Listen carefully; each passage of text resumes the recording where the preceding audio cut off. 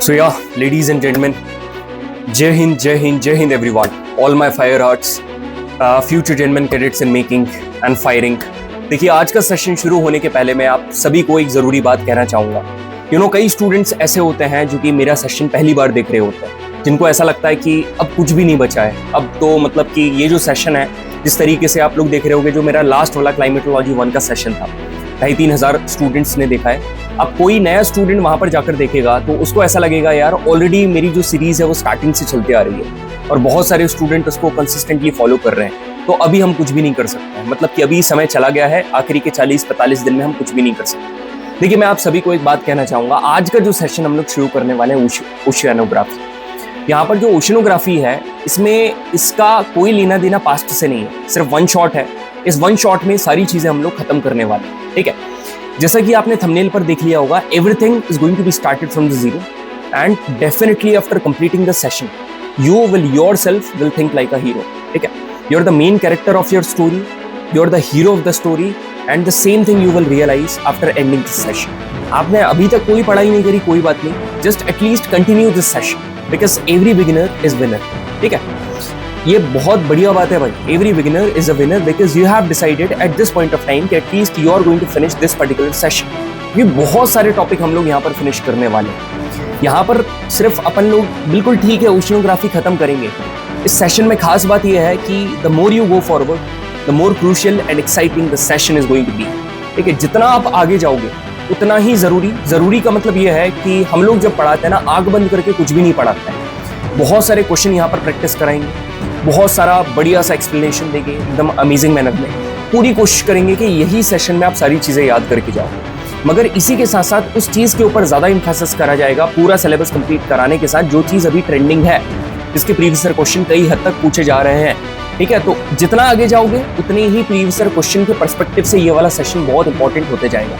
Previous year question करेंगे, ना सिर्फ प्रीवियस ईयर क्वेश्चन करेंगे, स्टेट पीसीएस और कई जगह अपन यूपीएससी सिविल सर्विस एग्जाम के भी क्वेश्चन हिट कर रहे होंगे। तो बढ़िया से अपन लोग ये वाला सेशन स्टार्ट करेंगे, जिस सेशन का नाम है ओशियानोग्राफी। ज़्यादा बड़ा सेशन नहीं होगा, एक ही शॉट में खत्म कर देंगे, मगर सारी चीजें we are going to start from zero. Oceanography का मतलब क्या है आप सभी को पता है, फिजिकल ज्योग्राफी के 3 पिलर हैं, ठीक है, एयर वाटर एंड एटमॉस्फेयर, ठीक है। तो अपन ने क्या करा, पहले एयर वाटर मतलब सबसे पहले अपन ने कैसे शुरुआत करी थी, जियोमॉर्फोलॉजी, मतलब अपन ने लैंड के बारे में स्टडी करी। लैंड के बारे में स्टडी करने के बाद हमने एटमॉस्फेयर के बारे में पढ़ा, मतलब क्लाइमेटोलॉजी, एयर के बारे में स्टडी करी। उसके बाद फाइनली समय आ गया है, यहाँ पर हम लोग पढ़ने वाले हैं जियोमॉर्फोलॉजी, क्यों बोल रहा हूँ मैं, ओशियानोग्राफी के बारे में, जिसमें हम लोग काय के बारे में पढ़ने वाले हैं, वाटर के बारे में, ओशंस के बारे में, ठीक है। तो यहाँ पर सुनिए मेरी बात, मैं आप सभी को एक बात कहना चाहता हूँ, एक बढ़िया सी बात। जिस तरीके से इंडियन आर्म्ड फोर्सेस है, इसमें 3 फोर्सेस आती हैं, Indian army, Indian navy and Indian air force. इन तीनों से मिलकर पूरी हमारी सेना तैयार होती है। उसी तरीके से जियोमॉर्फोलॉजी, क्लाइमेटोलॉजी एंड ओशियानोग्राफी, जिसका आखिरी पिलर ओशियानोग्राफी, जिस तरीके से तीनों क्रूशियली इंपॉर्टेंट है, उसी तरीके से यहाँ पर ज्योग्राफी में आज हम लोग तीसरा पिलर ओशियानोग्राफी स्टार्ट करने वाले हैं। यार आप लोग सोच रहे होंगे ना, why am I sweating right now. भाई मेरे को आ रखा है फीवर 103-104 डिग्री का। ये देखो अभी टैबलेट्स का टाइम हुआ, I will be taking tablets in between the session. Recently I have had my lunch, after that I am recording this session. चाहता तो मैं भी एक्सक्यूज देकर चला जाता, ये जो सेशन है ये कल आना था ट्यूसडे को, मगर सही बता रहा हूँ अंदर से ऐसा लग रहा था कि यार ट्यूसडे को सेशन आना था तो वेडनेसडे को नेक्स्ट डे आएगा, तब भी मेरे को बहुत बुरा लग रहा था। आज तो मैंने सोच लिया था, मैंने कहा यार कुछ भी हो जाए, चाहे आवाज़ चली जाए, चाहे कुछ हो जाए, चाहे स्वेटिंग हो, कुछ भी हो, I have to take the session today, ठीक है। वही चीज़ अपन लोग कंटिन्यू करने वाले। जस्ट 1 मिनट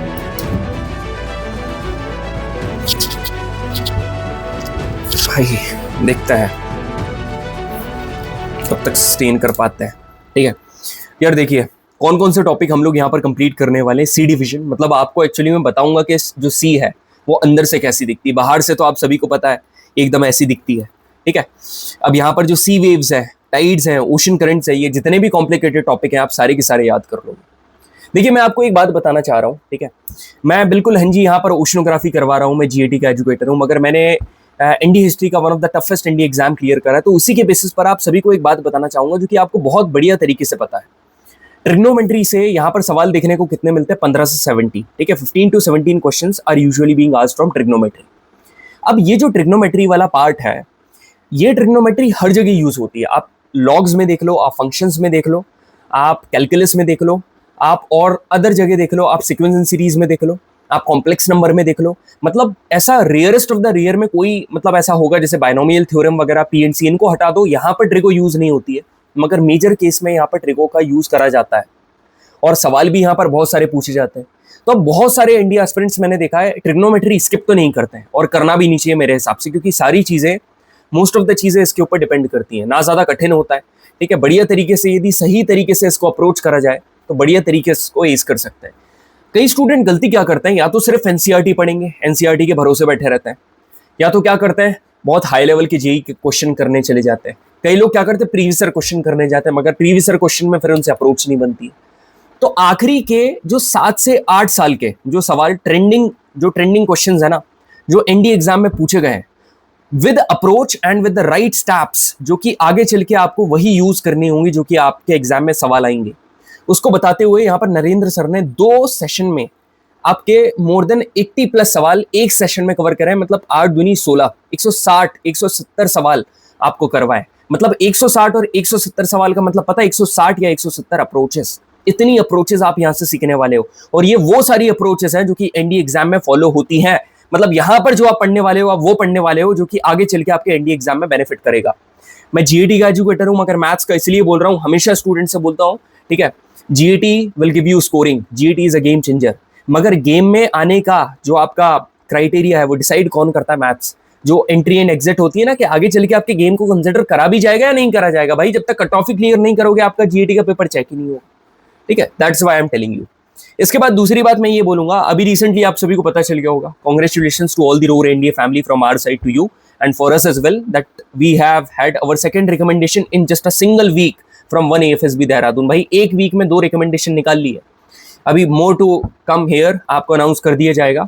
बिना कोचिंग के इसने एसएसबी क्लियर करा था, हमसे मेंटोरशिप ली थी एसएसबी के लिए। भाई मेरी टैबलेट का अलार्म बज गया, अभी खाते हैं थोड़ी देर बाद, ठीक है। बिना जो एसएसबी रिटर्न की तैयारी हमसे करी है, और एसएसबी की मेंटोरशिप जो हम आप सारे स्टूडेंट्स को प्रोवाइड करते हैं, मतलब आप रिटर्न एग्जाम अपना क्लियर करोगे, रिटर्न एग्जाम क्लियर करने के बाद we provide SSB mentorship to all of you guys, जिसका रिजल्ट आपके सामने। पिछली बार भी कुछ रिजल्ट मिले थे, और इस बार भी already results have come and more to come here. यहाँ पर आप देखोगे जो क्लाइमेटोलॉजी 1 है और क्लाइमेटोलॉजी 2 है, यहाँ पर बच्चे गलती क्या कर रहे हैं, यहाँ पर 3000 बच्चों ने ये वाला सेशन देखा, और जो दूसरा वाला जो कि उससे भी ज्यादा जरूरी सेशन था, ठीक है, जिसको सिर्फ 1,300 स्टूडेंट्स ने ही यहाँ पर सेशन देखा, ये गलत है भाई। जो आखिरी वाला सेशन है वो और ज्यादा इंपॉर्टेंट है, ये और ज्यादा ट्रेंडिंग क्वेश्चंस जितने भी टॉपिक्स हैं वो यहाँ पर कवर हो रहे हैं। तो जो भी चीजें मैंने आपको अभी इंट्रोडक्शन में बताई, आई होप आप सभी को समझ में आ गया होगा। सो या eventually this is your Kapil भैया, जीएटी एजुकेटर, ठीक है। I really embellish your presence for this particular session, जिसका नाम है ओशनोग्राफी। जो भी इंट्रोडक्शन में आप सभी को बातें बताई हैं, they are based on truth and analysis. I hope आप सभी के समझ में आ गया होगा। अपन शुरू करते हैं ओशन के बारे में। पता है, जब ये ओशन इस बार मैं अपने बैच में शुरू कर रहा था ना, तो यहाँ पर क्या बच्चे लोगों से पूछा था कि मैंने कहा ये पानी दिख रहा है आपको, ये पानी से आपको कौन सा गाना याद आता है? तो बहुत ही वाहियात से उनके रिस्पॉन्स आए थे, ठीक है। एक ने क्या बोला था, सर सनी सनी, यो हनी सिंह, हनी पाजी का। दूसरे ने क्या बोला था, 7 समुंदर, ठीक है, 7 समुंदर। फिर एक और तीसरा कौन सा बोला था यार, पानी वाला डांस, जी पानी वाला डांस, ठीक है। कुछ इस प्रकार की बातें वो लोग कर रहे थे, जो कि मैंने आप सभी को बताई है यहाँ पर। मतलब सभी का अपना अपना अप्रोच होता है। तो बिल्कुल ओशन को देखते हो तो आपके दिमाग में भी इस प्रकार के ख्यालात आते हैं, क्योंकि आपने बढ़िया गाने सुने इंटरेस्ट के साथ, तो उसी इंटरेस्ट के साथ ये वाला भी सेशन लगाओ, एकदम बढ़िया होने वाला है। ऊपर से ओशन ऐसी दिखती है भाई, ऊपर से ओशन ऐसी दिखती है, बिल्कुल ऐसी दिखती है ना, मगर ये ओशन के बारे में जरा पढ़ते हैं, जिस वाटर के बारे में पढ़ने जा रहे हैं, थोड़ा बहुत उसका इंट्रोडक्शन वगैरह देख लेते हैं कि क्या है। आप सभी को पता है, जहां पर जो वाटर सर्कुलेट करता है उसको अपन लोग हाइड्रोस्फीयर बोलते हैं, ठीक है। तो पूरे के पूरे जो अर्थ के हाइड्रोस्फीयर में वाटर फ्लो करता है, गैस के फॉर्म में, लिक्विड के फॉर्म में, सॉलिड के फॉर्म में, और ये वाटर का मोमेंट है, इसको हम लोग क्या बोलते हैं, हाइड्रोलॉजिकल साइकिल या फिर वाटर साइकिल, जिसमें अलग अलग स्टेट में वाटर क्या करता है, यहाँ पर साइकिल के फॉर्म में ट्रेवल करता है, मतलब कि अलग अलग फॉर्म में यहाँ पर एग्जिस्ट करता है। इस साइकिल की वजह से वाटर क्या होता है, जमीन, एटमॉस्फेयर, ओशन और ऑर्गेनिज्म का जो सब सरफेस है, इन सभी के बीच में एक्सचेंज होता है। अब आप सभी को पता है कि ये जो पानी है इसको रीयूज किया जा सकता है, रिसाइकिल किया जा सकता है, इसलिए हम लोग पानी को एक साइक्लिक रिसोर्स कहते हैं। ये जो पानी है ना, ये हर जगह सेम नहीं है। आप देखें ना, पानी की स्कैर्सिटी कई बार राजस्थान तरफ ज़्यादा हो जाती है, और जो ऐसे एरिया है जो एरिड प्लेसेस है, मतलब जो रेगिस्तान वाले एरिया है जहाँ पर पानी कई जगह वहाँ पर नहीं मिलता है। मगर ऑन दी अदर एंड आप कुछ अलग एरिया देखोगे इंडिया के, कई स्टेट्स ऐसे जहाँ पर बढ़िया मात्रा में पानी का प्रपोर्शन पाया जाता है। तो इससे ये पता चलता है कि water is unevenly distributed on the surface of the earth. ठीक है, अनइवनली डिस्ट्रीब्यूटेड, ऐसा नहीं कि हर जगह सेम है। Approximately 71% of the water on the earth is found in ocean. सिर्फ 71% पानी ही आपका ओशन में पाया गया है। 71% वाटर, रिमेनिंग जो पानी है वो लेक्स, ग्लेशियर, आइस कैप्स और अंडरग्राउंड वाटर सोर्सेस इन जगह पाया गया है। ओशंस की बहुत गहराई होती है।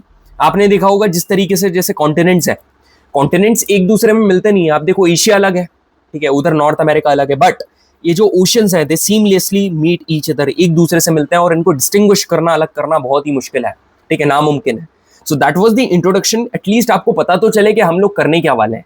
ठीक है, ये आपसे सवाल नहीं पूछेगा, मैं मान रहा हूं कि ये सवाल आपसे नहीं पूछेगा, मगर जो चीज आगे अपन पढ़ने जा रहे हैं उसका बेस तो बनाए। ये ऑलरेडी आपका बेस तैयार है, ठीक है। अब बढ़ते हैं आगे। ये तो मैथ से भी ज्यादा कॉम्प्लिकेटेड लग रहा है भैया। हाँ जी, बिल्कुल लग रहा है, मगर आप चिंता क्यों कर रहे हो? इतना सब आपको पढ़ने की जरूरत ही नहीं है, बिल्कुल भी पढ़ने की जरूरत नहीं है। बाकी लोग पढ़ाते हैं मगर इतना पढ़ने की जरूरत नहीं है आपको। यहाँ पर जो सवाल आ रहा है ना, यूपीपीएससी सिविल सर्विसेज प्रीलिम्स का क्वेश्चन है, मैं आपको एक बढ़िया चीज बता रहा हूँ, मेरी बात सुनना भाई। जो ओवरऑल फ्रेश वाटर अपन क्या क्वेश्चन के थ्रू करते हैं, ठीक है, यहाँ पर क्वेश्चन के थ्रू करते हैं। The largest amount of fresh water on our planet is in. तो फ्रेश वाटर की कंडीशन बता रहा हूँ, यही चीज आपको दिमाग में रखनी है। तो बच्चों, जो फ्रेश वाटर है, ठीक है, फ्रेश वाटर, ये टोटल 100% वाटर यदि अपन देखें, 100% अपना टोटल वाटर है। इस 100% टोटल में से अपना जो 2.5% है, 2.5%, ये क्या है? Fresh water. 2.5% फ्रेश वाटर है। अब ये जो 2.5% फ्रेश वाटर है, इस 2.5% फ्रेश वाटर में से जो मेजर, ज्यादा से ज्यादा लार्ज क्वांटिटी में जो फ्रेश वाटर है, वो सबसे ज्यादा कहां प्रेजेंट है पता है? ग्लेशियर और आइस कैप्स के फॉर्म में। ग्लेशियर्स और आइस कैप्स के फॉर्म में, ठीक है। इसके बाद सेकंड नंबर पे यदि आप देखोगे, ये पाया जाता है अंडरग्राउंड, ठीक है, जो अंडर वाटर है ना, जो अंडरग्राउंड वाटर है उसमें पाया जाता है। और इसके बाद फिर सारी की सारी लेक्स, रिवर्स, ठीक है, लेक्स, रिवर्स और स्ट्रीम्स एटसेट्रा। तो यहां पर आई होप आपको समझ में आ गया। Largest amount of fresh water on our planet is in. सबसे ज्यादा फ्रेश वाटर कहां पाया जाता है? तो आप क्या बोलोगे? सबसे ज्यादा फ्रेश वाटर बर्फ में पाया जाता है, मतलब कि कॉन्टिनेंटल एंड माउंटेन ग्लेशियर्स, मतलब permanent ice. Option number 3 is correct. Sir, session चालू ही होते हुए आपने प्रीवियस ईयर क्वेश्चन करवाने चालू कर दिए। यार मेरा ऐसा ही है, टाइम पास करवाने का मेरा कोई उद्देश्य नहीं रहता है, ठीक है। आप लोग भी मेरे कहने पर ये सेशन पूरा कंटिन्यू कर रहे हो, तो मेरा भी पूरा यहाँ पर क्या रोल बनता है ना कि मैं सारी चीजें आपको करवाऊं, जो कि बहुत जरूरी है। On the planet Earth most of the fresh water exist as ice caps and glacier. बिल्कुल सही बात है कि अर्थ प्लैनेट की, मतलब अर्थ प्लैनेट के ऊपर ज्यादातर जो फ्रेश वाटर है वो आइस कैप्स और ग्लेशियर के फॉर्म में है। अभी मैंने आपको बताया 2.5% यहाँ पर कितना फ्रेश वाटर है, उसमें ज्यादातर फ्रेश वाटर ग्लेशियर है। अब क्या बोल रहा है? Out of the remaining fresh water the largest proportion. वो कहना चाह रहा है कि भैया ये 2.5% है। इस 2.5% में पहले नंबर पे तो ठीक है, आपने ग्लेशियर और आइस कैप्स कर दिया, मगर इसके अलावा जो रिमेनिंग फ्रेश वाटर में लार्जेस्ट प्रोपोर्शन है, इसके बाद क्या है? तो मैंने बताया था ना, underground water. So it exist as underground water, under water. Clear है? बिल्कुल सर। अब यहाँ पर ये वाला क्वेश्चन है, fresh water present on the earth. Earth पे कितना फ्रेश वाटर प्रेजेंट है? यार अभी तो मैंने आपको बताया, अर्थ पे फ्रेश वाटर जो प्रेजेंट है it is 2.5%। Option number 3 is correct. अब यहाँ पर ये वाला क्वेश्चन करते हैं, यूपीएससी सिविल सर्विसेज प्रीलिम्स में पूछा हुआ है। With reference to the water on the planet Earth consider the following statements. Okay, the amount of water in the rivers and lakes is more than the amount of ground water. बोल रहा है कि reverse और lakes में जो पानी पाया जाता है ना, वो ग्राउंड वाटर में जितना पानी पाया जाता है उससे ज्यादा है। यार ये क्या बात हुई? पहले नंबर पे ग्लेशियर है, दूसरे नंबर पे ग्राउंड वाटर है, फिर तीसरे नंबर पर क्या है? तीसरे नंबर पे अपना रिवर्स एंड ग्लेशियर्स है ना। तो ये वाली स्टेटमेंट तो गलत है। भले ही चलो फ्रेश वाटर के बारे में बात कर रहे हैं, तो यहाँ पर इनडायरेक्टली वो फ्रेश वाटर के बारे में ही बात कर रहा है। अब यहाँ पर क्या बोल रहा था? Amount of water in polar ice caps and glacier, मतलब यहाँ तो सबसे ज्यादा होता है, is more than the amount of ground water. बिल्कुल सही बात है सर, क्योंकि पोलर आइस कैप्स और ग्लेशियर में सबसे ज्यादा फ्रेश वाटर होता है पहले नंबर पे। दूसरे नंबर पर क्या होता है? Ground water. और तीसरे नंबर पर क्या आता है? रिवर्स, लेक्स और सारी चीजें। तो सेकंड ऑप्शन एकदम, सेकंड स्टेटमेंट सही है। तो हमसे पूछ रहा है करेक्ट स्टेटमेंट कितनी है? सेकंड वाली, मतलब option number 2 is absolutely fine and fantastic. देखिए यहाँ पर मैं स्टार्टिंग में आपको ये फैक्ट्स एंड फिगर्स इसलिए नहीं बता रहा था, ये परसेंटेज, नहीं तो आप क्या हो जाते, डर जाते। बिना ये सारे आपको ये सब याद नहीं करने, बस देखो ओशन में इतना पानी है तो ग्लेशियर सबसे ज्यादा, उसके बाद ग्राउंड वाटर, फिर फ्रेश वाटर लेक्स, फिर यहाँ पर सॉल्ट लेक्स, फिर एटमॉस्फेयर, फिर रिवर, इस प्रकार से पूरा का पूरा पानी डिस्ट्रीब्यूटेड है। ठीक है, एक और क्वेश्चन करते हैं आईएएस प्रीलिम्स 2010 का, बढ़िया क्वेश्चन है। On the planet Earth the fresh water available, जो फ्रेश वाटर अवेलेबल है for the use amount to about less than 1% of the total water found, क्या ऐसा है क्या? जो टोटल फ्रेश वाटर हमारे लिए इस्तेमाल करने के लिए जो प्रेजेंट है वो क्या 1% से कम? भाई फ्रेश वाटर 2.5% है, 2.5%, तो ये वाली स्टेटमेंट गलत है। On the total fresh water found on the planet earth, जो टोटल फ्रेश वाटर हमारे अर्थ प्लैनेट पर पाया जाता है, 95% is bound up in polar ice caps and glacier. बिल्कुल सही बात है, 95% ऑफ द फ्रेश वाटर, मतलब जो 2.5% फ्रेश वाटर अभी आपने स्टडी करा, उसका लार्जेस्ट प्रोपोर्शन कौन ऑक्यूपाई करता है? Polar ice caps and glacier. तो सेकंड वाली स्टेटमेंट एकदम सही है, मतलब ओनली 2 इज द करेक्ट। ठीक है, अब ओशन बना कैसे ये बिल्कुल जानेंगे, मगर मेरे को टैबलेट खा लेने दो, अभी अलार्म बज गया था।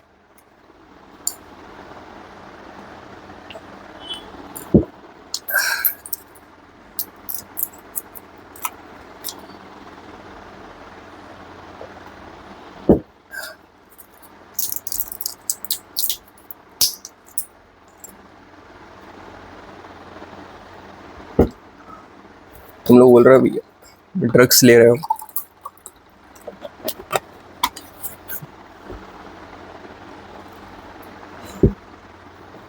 हाँ जी, सुनिए मेरी बात भाई, जोश और जज्बे में कोई कमी नहीं आने वाली है। ठीक है, when the going gets tough the tough gets going, motto of army. अब यहाँ पर देखो ओशन बने कैसे।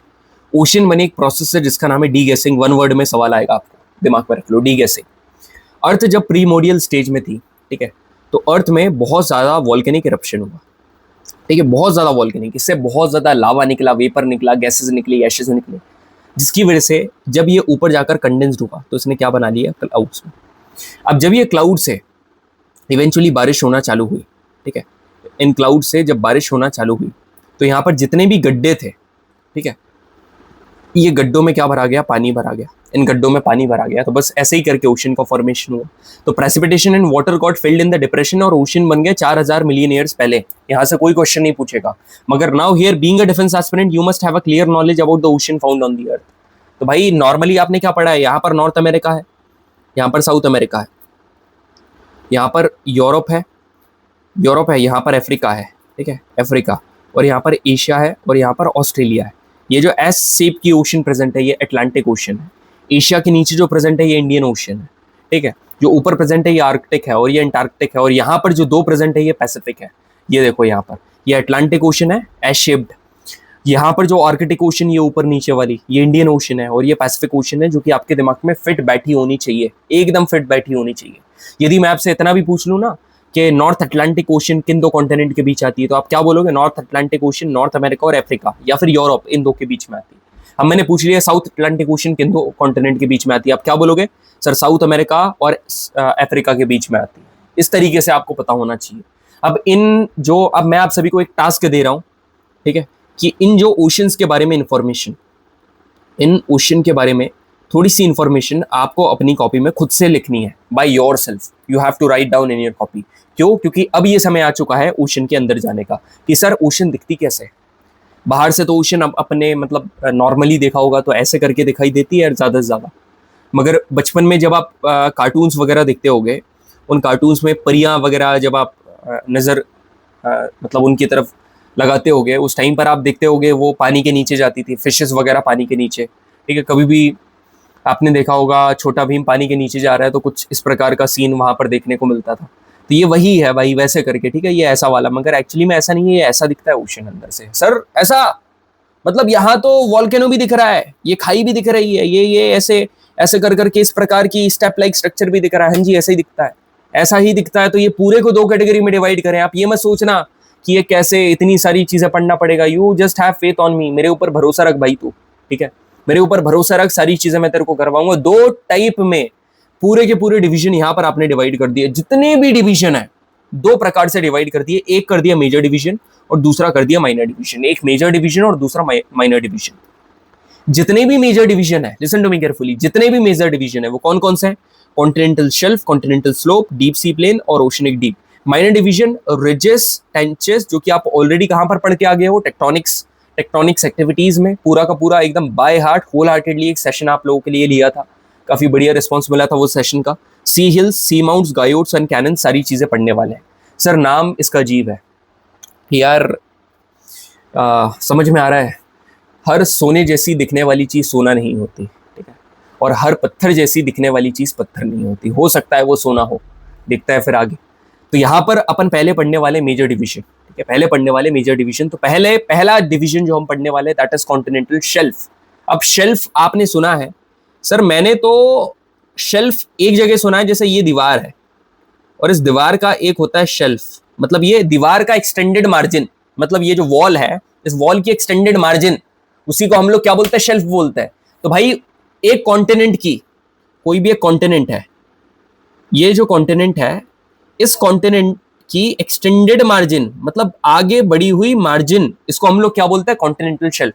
फॉर एग्जांपल तेरा कॉन्टिनेंट यहां तक है, ठीक है, यहां तक है, यहां तक नहीं है, ये कॉन्टिनेंट आगे भी फैला है। धीरे धीरे करके जब आप पानी में उतरते हो तो एकदम से गहराई थोड़ी ना आती, वो जमीन धीरे धीरे करके नीचे जाते जाती है। तो यहाँ पर जो धीरे धीरे करके नीचे जा रही है, जिसका स्लोप ज्यादा नहीं है, एकदम नॉर्मल है, ठीक है, बहुत कम स्लोप है। पूरे ओशन का सबसे कम जो स्लोप है ना, जो ग्रेडियंट एंगल बनता है, वो सबसे कम यही होता है। सबसे ज्यादा जितना आगे जाते जाओगे उतना पानी गहरा होता जाएगा, मतलब उतना ही स्लोप बढ़ते जाएगा। तो जब आप पानी में उतरे, आपने देखा कि भाई ये जगह ज्यादा गहरी नहीं है और यहाँ पर तो जमीन भी है, मतलब लगभग आपके पैर ही डूब रहे हैं, तो उसको आप बोलोगे भाई ये तो एक्सटेंडेड मार्जिन है हमारे कॉन्टिनेंट की, जिसके ऊपर पानी भरा हुआ है। एक्सटेंडेड मार्जिन मतलब शेल्फ, मगर कॉन्टिनेंट की तो कॉन्टिनेंटल शेल्फ। देखो यहाँ पर ये जितने भी सवाल है, CAPF, SSC CHSL, SSC CGL, ये सब अपन करने वाले, बस यहाँ पर इतनी चीज पढ़ लो जो मैं आपको बता रहा हूँ, ठीक है। बिल्कुल सर, क्यों नहीं पढ़ेंगे, बिल्कुल पढ़ेंगे। अब यहाँ पर देखो आप, continental shelf is the extended margin of each continent occupied by shallow C.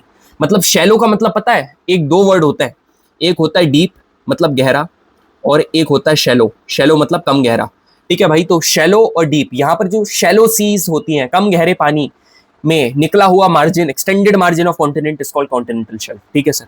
This is the shallowest part of the ocean. Ocean का सबसे जो कम गहरा पार्ट है, नहीं दिख रहा है तो जूम कर लो, आप कर सकते हो। जो शैलोएस्ट पार्ट है ओशन का, वो कौन सा? यही है। जो एवरेज ग्रेडियंट आपको देखने को मिलता है, it is less than 1 degree and 1 degree. मतलब आप समझ रहे हो, मैंने बोला था ना ग्रेडियंट मतलब स्लोप। अब याद रखना, ग्रेडियंट का मतलब अपनी कॉपी में लिख लो स्लोप। इसका स्लोप 1 डिग्री है या 1 डिग्री से कम। अब ये जो शेल्फ है, shelf ends at a very steep slope, मतलब जहां पर जाकर ये शेल्फ खत्म होता है उसको बोलते हैं शेल्फ का ब्रेक, मतलब शेल्फ में ब्रेक लग गया। अब इसकी जो चौड़ाई है और गहराई है, सुनना मेरी बात, ये जो ओशन शेल्फ कितना चौड़ा है और कितना गहरा है। अब यार आपकी दीवार का जो शेल्फ है कितना चौड़ा होगा, कितना लटका हुआ होगा, ये तो अलग अलग घर के हिसाब से डिपेंड करेगा ना कि आप कैसा बनवा रहे हो। उसी तरीके से ये जो शेल्फ की चौड़ाई है और गहराई है, ये ओशन टू ओशन वेरी करती है, मगर फिर भी 30 मीटर से लेकर 600 मीटर तक इसकी क्या मानी जाती है? डेप्थ मानी जाती है, ठीक है सर। तो सबसे दुनिया का, वर्ल्ड का लार्जेस्ट ओशनिक शेल्फ, ये वर्ल्ड ज्योग्राफी का पार्ट है, अपनी कॉपी में नोट डाउन करके लिख लेना। दुनिया का सबसे बड़ा जो ओशनिक शेल्फ है वो कौन सा है? Siberian shelf. और ये कहाँ पाया जाता है? Arctic ocean. मतलब सबसे छोटी ओशन में वर्ल्ड का सबसे लार्जेस्ट कॉन्टिनेंटल शेल्फ। हाँ जी, आर्कटिक ओशन सबसे छोटी ओशन है और इसमें वर्ल्ड का सबसे बड़ा ओशनिक शेल्फ, समझ रहे? Continental shelf. बढ़िया यार, वेरी गुड। अब यहाँ पर लिखा है ये जो कॉन्टिनेंटल शेल्फ है ना, it is covered with sediments of varying thickness. मतलब जो नदियां हैं, ग्लेशियर है, हवाएं है, ये बहुत सारे सेडिमेंट्स लाकर यहीं पर पटक देती है। तो जितनी भी सेडिमेंट्स है वो मेजॉरिटी केस में कॉन्टिनेंटल शेल्फ में आप सभी को दिखाई देते हैं। इन्हीं डिपॉजिट में से यदि ये जो डिपॉजिट सेडिमेंट्स का है, मतलब सेडिमेंट्री रॉक्स का है, if the deposit is of sedimentary rock, तो आप सभी को पता है सेडिमेंट्री रॉक्स में फॉसिल फ्यूल पाए जाते हैं। तो यहाँ पर क्या बन जाता है? It become the source of fossil fuel. Sir ये पता कैसे चला? यार रॉक्स एंड जियोमॉर्फिक प्रोसेस नाम का एक मैंने बढ़िया सा सेशन लिया जिसमें इग्नियस, मेटामॉर्फिक और अपना कौन सा सेडिमेंट्री, इतनी बढ़िया तरीके से पढ़ा है, कभी आप जीवन में नहीं भूलोगे। और जिसमें एकदम हायर लेवल के क्वेश्चन भी प्रैक्टिस करवाए, विद कंसेप्ट भी करवाए, एनडी के भी प्रीवियस क्वेश्चन करवाए और सारी चीजें आपको याद भी करवाई, आप जाकर देख सकते हो।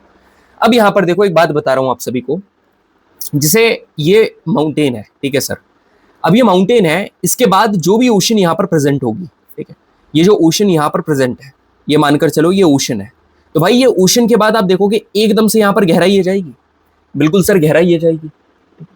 मगर यदि मतलब यहाँ पर जो शेल्फ होगा ये एकदम नैरो होगा भाई, सकड़ा होगा, ठीक है। मगर ऑन दी अदर हैंड यदि ये कुछ इस प्रकार से उठी हुई जगह है, ठीक है, ध्यान से सुनो, ये कुछ इस प्रकार से ऐसी उठी हुई जगह है, ठीक है, तो यहाँ पर जो पानी है वह ऐसा रहेगा, हो सकता है इसके ऊपर भी चढ़ जाए, तो यहाँ पर जो है ये थोड़ा वाइड रहेगा, बिल्कुल सर यहाँ पर वाइड रहेगा। मतलब माउंटेन्स के पास जो शेल्फ है वो नैरो है, जो शेल्फ है वो नैरो है, मगर यहाँ पर वाइड होगा, बिल्कुल मैं यही कहना चाह रहा हूँ। तो जो कोस्टल प्लेन्स जहाँ पर हाई माउंटेन्स पाए जाते हैं वहाँ पर जो शेल्फ है वो नैरो होता है, जैसे पैसिफिक ओशन एग्जाम्पल। मगर ऐसे कोस्टल प्लेन, मतलब ऐसे कोस्टल प्लेन जो कि प्लेन्स के अलोंग जब ये पानी होता है तो वहाँ पर शेल्फ वाइड होता है। मगर इसका एक एक्सेप्शन है, आपको पता होना चाहिए, जो इंडिया का अपना वेस्टर्न घाट है, ठीक है, जो अपना वेस्टर्न घाट है ना, ये जो वेस्टर्न घाट है, दिस इज वेस्टर्न घाट, ठीक है, दिस इज द एक्सेप्शन।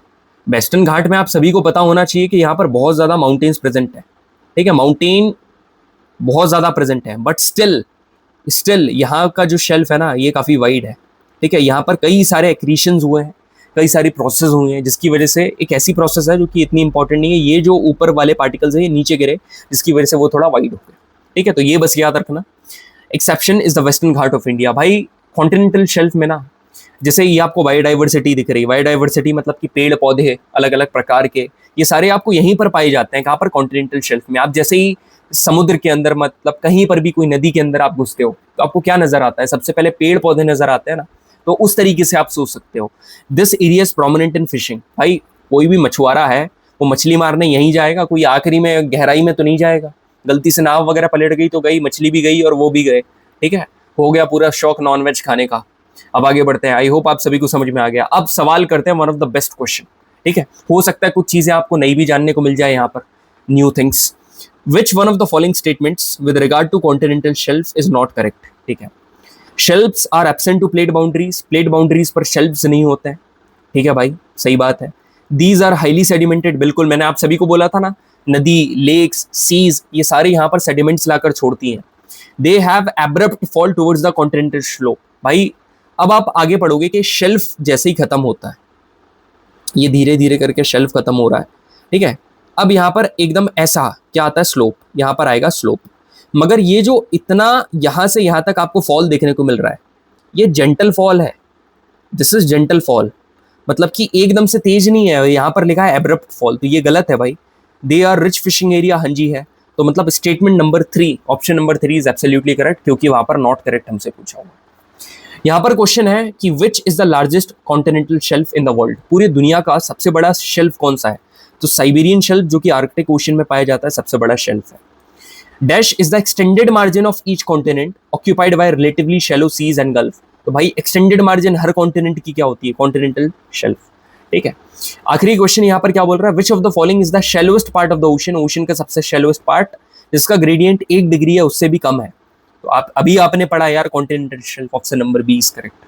तो पूरी तरीके से कॉन्टिनेंटल शेल्फ तेरे दिमाग में घुस चुका है, तूने सवाल भी प्रैक्टिस कर लिए, ना सिर्फ एनडीए में तो अभी एज सच इधर सवाल पूछे नहीं है, मगर सीएपीएफ, एसएससी, सीजीएल और सीएचएसएल तीनों सवाल आपने कर लिए। अब आगे बढ़ते हैं स्लोप के बारे में। तो भाई आप धीरे धीरे करके नीचे जाते जा रहे थे, एकदम से आपके अंदर कुछ हुआ, ठीक है, एक एलियन जागा, एलियन भी नहीं, एक सुपर हीरो जागा। आपने सोचा क्यों ना अपन पानी के अंदर तैरते हैं, जैसे ही गए खट्टाक से नीचे, खुदा ना खास्ता आपके साथ ऐसा हो ना, मगर फिर भी हो जाए, ठीक है, continental slope. So which ocean has the largest continental slope area? ये सारे क्वेश्चन अपन करेंगे, डोंट वरी, पहले देख लेते हैं कि स्लोप होता क्या है। सारे क्वेश्चन करेंगे, डोंट वरी भाई। स्लोप एकदम छोटी चीज है। स्लोप एक ऐसी चीज है जो कि कॉन्टिनेंटल शेल्फ को ओशन के बेसिन मतलब ये बेस और ये कॉन्टिनेंटल शेल्फ, इन दोनों को जोड़ कौन रहा है? इन दोनों को जोड़ने वाली जगह ये है, इसको आप लोग क्या बोलोगे? स्लोप।